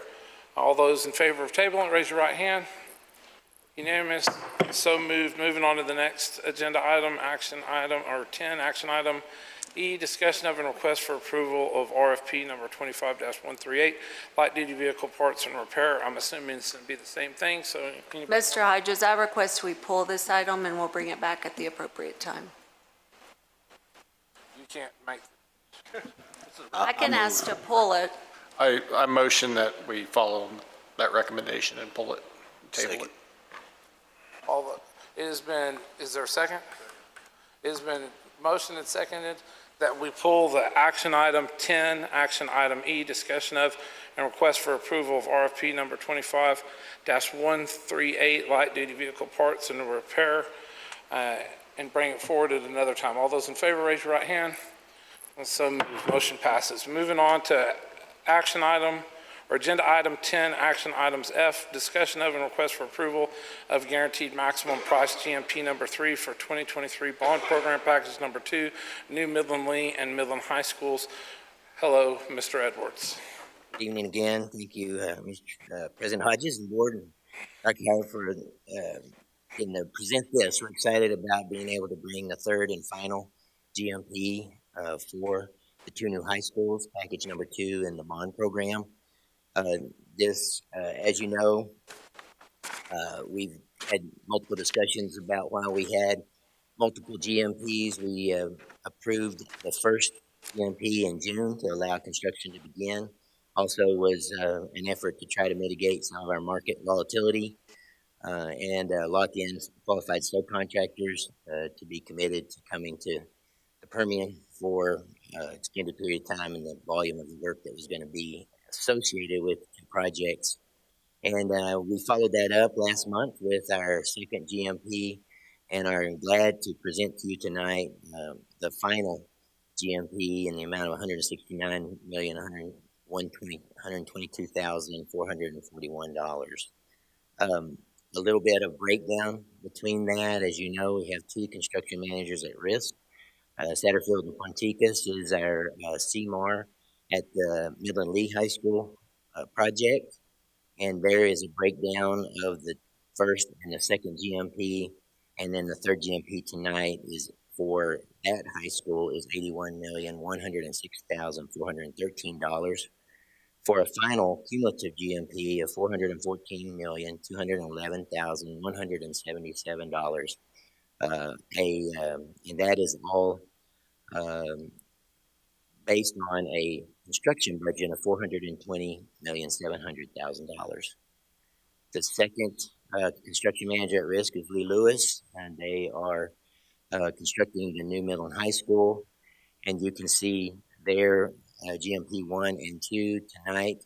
Their GMP number 3 would be $88,016,028 for a total GMP of $420,697,293.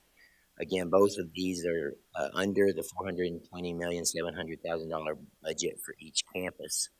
One of the things that I wanted to just highlight in the process of the work that is associated with coming up with these numbers, you'll see here on the left 25 categories that it has been consolidated into to summarize the different areas of work.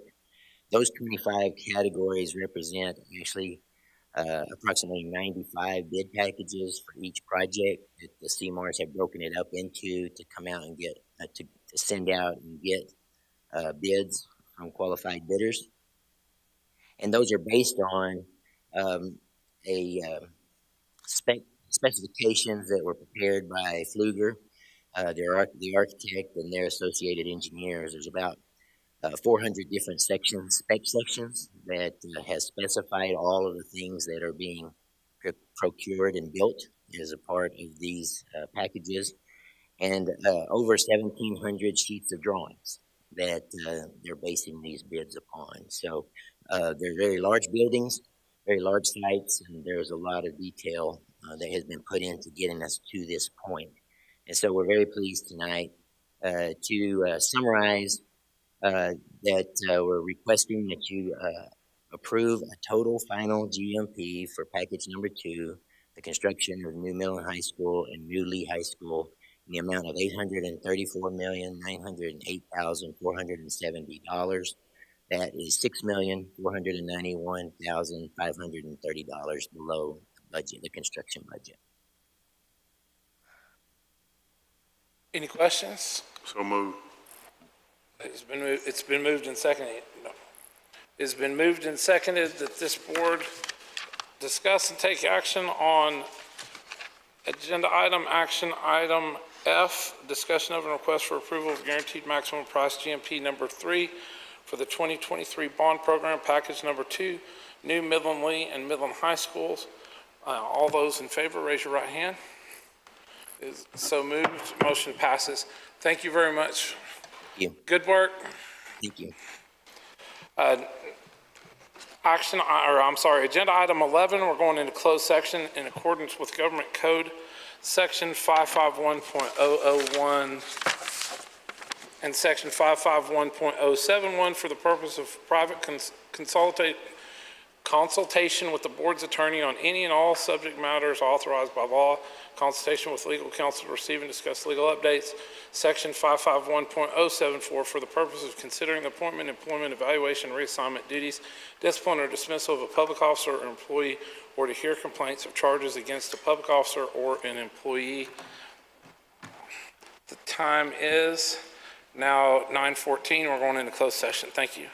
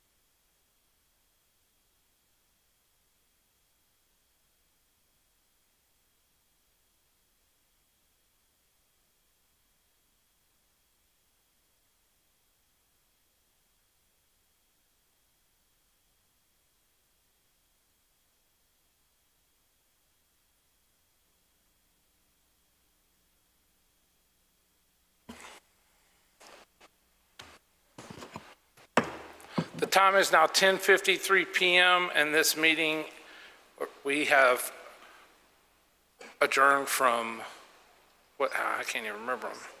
We have adjourned from closed session. So now we're moving on with action item, or agenda item 12, action arising from closed session. A resolution of the Board of Trustees of Midland Independent School Districts regarding students with disabilities. Dr. Freeze is presenting. Mr. Freeze, welcome. Thank you, Mr. President. So tonight I'm asking this board to join with the district in adopting a strong resolution and clear action steps to reaffirm our legal and ethical obligations to serve students with disabilities under IDEA Section 504 in Texas law. I think this would send communicate to the community that we recognize our obligations and will uphold them with integrity, transparency, and accountability. By adopting this resolution, we demonstrate that we are aligned, proactive, and fully committed to ensuring that MISD remains a district that serves all children well. I urge my fellow trustees to join me in this important step. So, do you want me to read the resolution, or? Sure. Okay. Well, yes. Resolution of the Board of Trustees of Midland Independent School District regarding students with disabilities. Whereas the Midland ISD Board of Trustees and District is reaffirming its existing commitment to students with disabilities and student safety. Whereas the Midland ISD Board of Trustees and District has repeatedly emphasized at public board meetings the importance of students with disabilities and student safety. Whereas in May 2025, the MISD Board of Trustees adopted School Board Policy AE Local and School Board Policy BJA Local, affirming the importance of the health and safety of all Midland ISD students. Whereas in August 2025, the Midland ISD Board of Trustees adopted and the district implemented School Board Policy BBE Local, an unprecedented effort to measure dyslexic student academic outcomes, publicly monitor results at each campus, and continuously improve dyslexic student results. Whereas in August 2025, the Board of Trustees adopted and the district implemented School Board Policy BBE Local to measure third grade reading and math student outcomes, publicly monitor results at each campus, and continuously improve student results. Whereas in August 2025, the Board of Trustees adopted and the district implemented School Board Policy BBE Local to measure the percentage of students with disabilities who graduate college, career, or military ready, publicly monitor results at each campus, and continuously improve students' results. Now therefore be it resolved, the district will A, continue to comply with all state and federal laws related to students with disabilities. B, continue to comply with Midland ISD Board of Trustees policy for students with disabilities and student safety. C, continue to meet or exceed metrics in the superintendent's evaluation related to students with disabilities and dyslexia. Continue to publicly report the percentage of students with disabilities graduating college, career, or military ready. Is that it? Okay. Is there a motion? Second.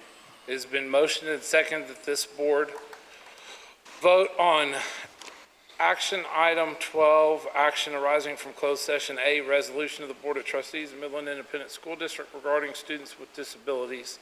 All those in favor, raise your right hand. It is unanimous, so moved. Moving on to action item 12, or agenda item 12, action arising from closed session B, discussion of and request for approval to direct the superintendent conduct an independent audit of the Midland ISD Special Education Department and make recommendations for improvement to the Board of Trustees. Dr. Howard, how are you this evening? I'm great, thank you. So the district actually secured an independent auditor, Ms. Lisa Shockley, related to audits, and is contracting the audit not to exceed $50,000 through general counsel. She began this work on November 1st, and we have secured her for the term of 1 year. She will conduct a comprehensive audit and make recommendations for improvements in all areas related to the special education department. She will specifically review current practices, procedures, and processes, staffing, monitoring, training, service delivery models, and all other relevant components of the department and the program. We expect the audit program review will run through June 2026, and I would recommend that we then give quarterly reports to the board throughout the ongoing process. So if there are questions, I'm glad to answer those. Otherwise, I would recommend approval to direct the superintendent to conduct an independent audit of the Midland ISD Special Education Department and make recommendations for improvement to the Board of Trustees. Motion to approve as presented. It has been motioned and second to vote on agenda item 12, action arising from closed session. Agenda item B, discussion of and request for approval to direct the superintendent conduct an independent audit of the Midland ISD Special Education Department and make recommendations for improvement of the Board of Trustees. All those in favor, raise your right hand. Unanimous, so moved. Moving on to agenda item 12, action arising from closed session. C, discussion of and request for approval to direct the superintendent to provide the school board with a strategic plan related to special education. Dr. Howard, it's good to see you again. So in conjunction with the audit and program evaluation, the district will prepare a short-term and long-term strategic plan to include the following. The short term would review the current organization chart. I talked a little bit about that earlier tonight. Staffing and monitoring plan outlining key leadership and staff duties, including what the role of the principal is related to serving students through special education.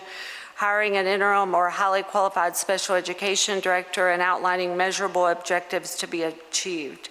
The goal is that we bring that to the board no later than the regular board meeting in January, and that's what we plan to do. From the long-term perspective, it's likely that the comprehensive audit performance review takes through June 2026. We'll work to present a long-term strategic plan to the board no later than the May 26 board meeting. This plan would be included in the district improvement plan that's presented to the board in May of 26, and then incorporated into campus improvement plans presented to the board in August of 2026. The plan would include 3 to 5 measurable objectives to be completed over the next 5 years, 26-27 through the 2031-32 school year. This plan will be comprehensive, focusing on 3 to 5 key objectives based on the findings of the comprehensive audit program evaluation. As with all plans, these are living documents, so if there were a need to make any adjustments in the event that she finds something that last month of the audit that needs to be worked in, we could bring that back to the board for approval. The reason I recommend that May timeline is then it allows our campus leaders and department leaders to work this into their specific campus plans to come back to the board in August. So if there are any questions, I'm glad to answer those. Otherwise, I would recommend approval of the special education strategic plan. Second. It's been moved and seconded that this board approve agenda item 12, action arising from closed session. C, discussion of a request for approval to direct the superintendent to provide the school board with a strategic plan related to special education. All those in favor, raise your right hand. Unanimous, so moved. Moving on to agenda item 12, action arising from closed session.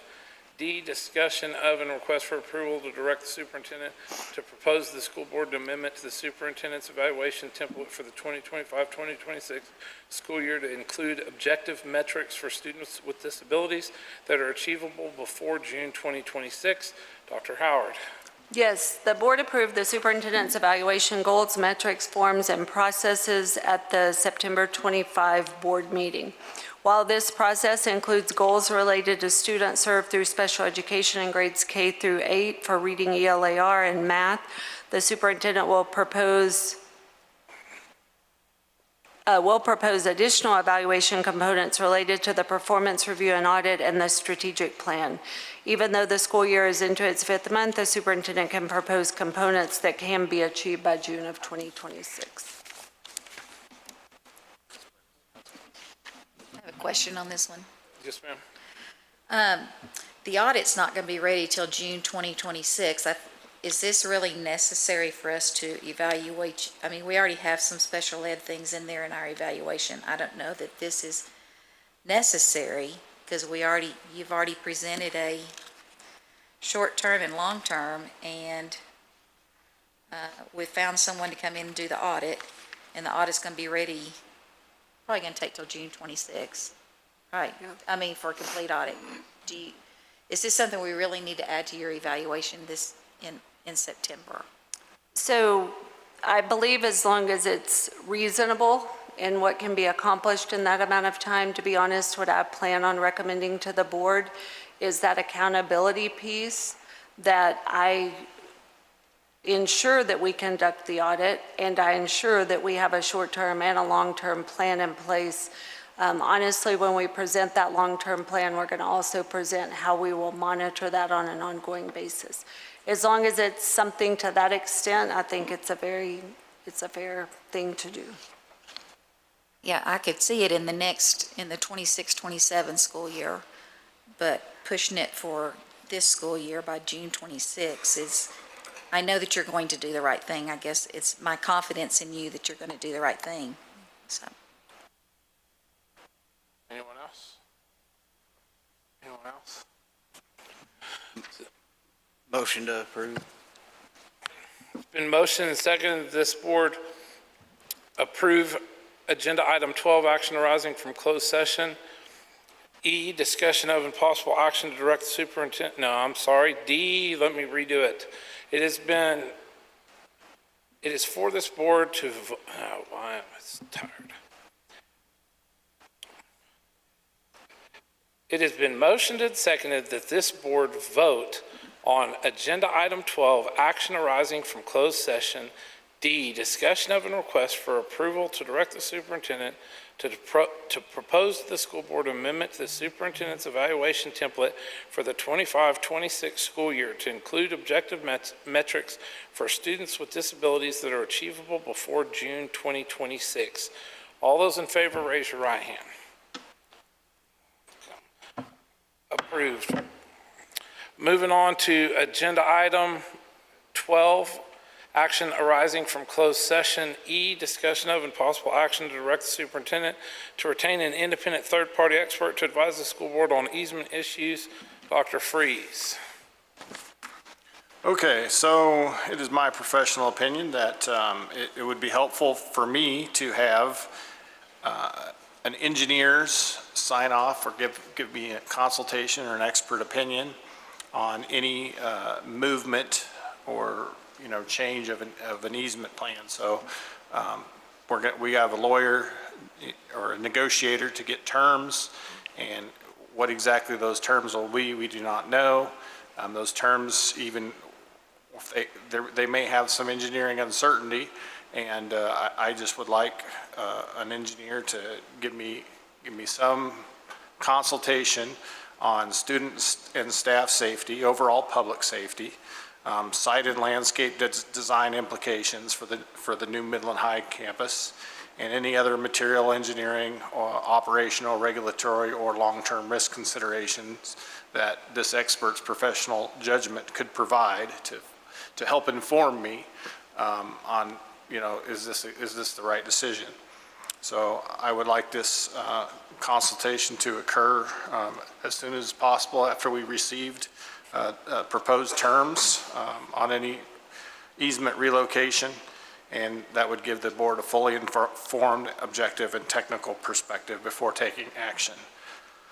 So I will make the motion, or I guess, is there any discussion? Does anybody have any questions? Seeing no questions, there's a motion on the floor. No, it is not. You can't. Can you motion it yourself? I have not made the motion. Okay. Is there a motion? I will make the motion. Okay. I move that the board direct the superintendent to retain an independent, conflict-free pipeline engineering expert to advise the board on matters related to the pipeline easement negotiation at the new Midland High School site. Is there a second? Second. It has been motioned and seconded that this board vote on agenda item 12, action arising from closed session. E, discussion of and possible action to direct the superintendent to retain an independent third-party expert to advise the school board on easement issues. All those in favor, raise your right hand. Motion fails. Moving on, do we have a motion to information items were done? Motion to adjourn? Motion to adjourn. It's been motioned and second that this meeting of the Midland Independent School District adjourn. All those in favor, raise your right hand. Unanimous, we're adjourned. The time is 11:10.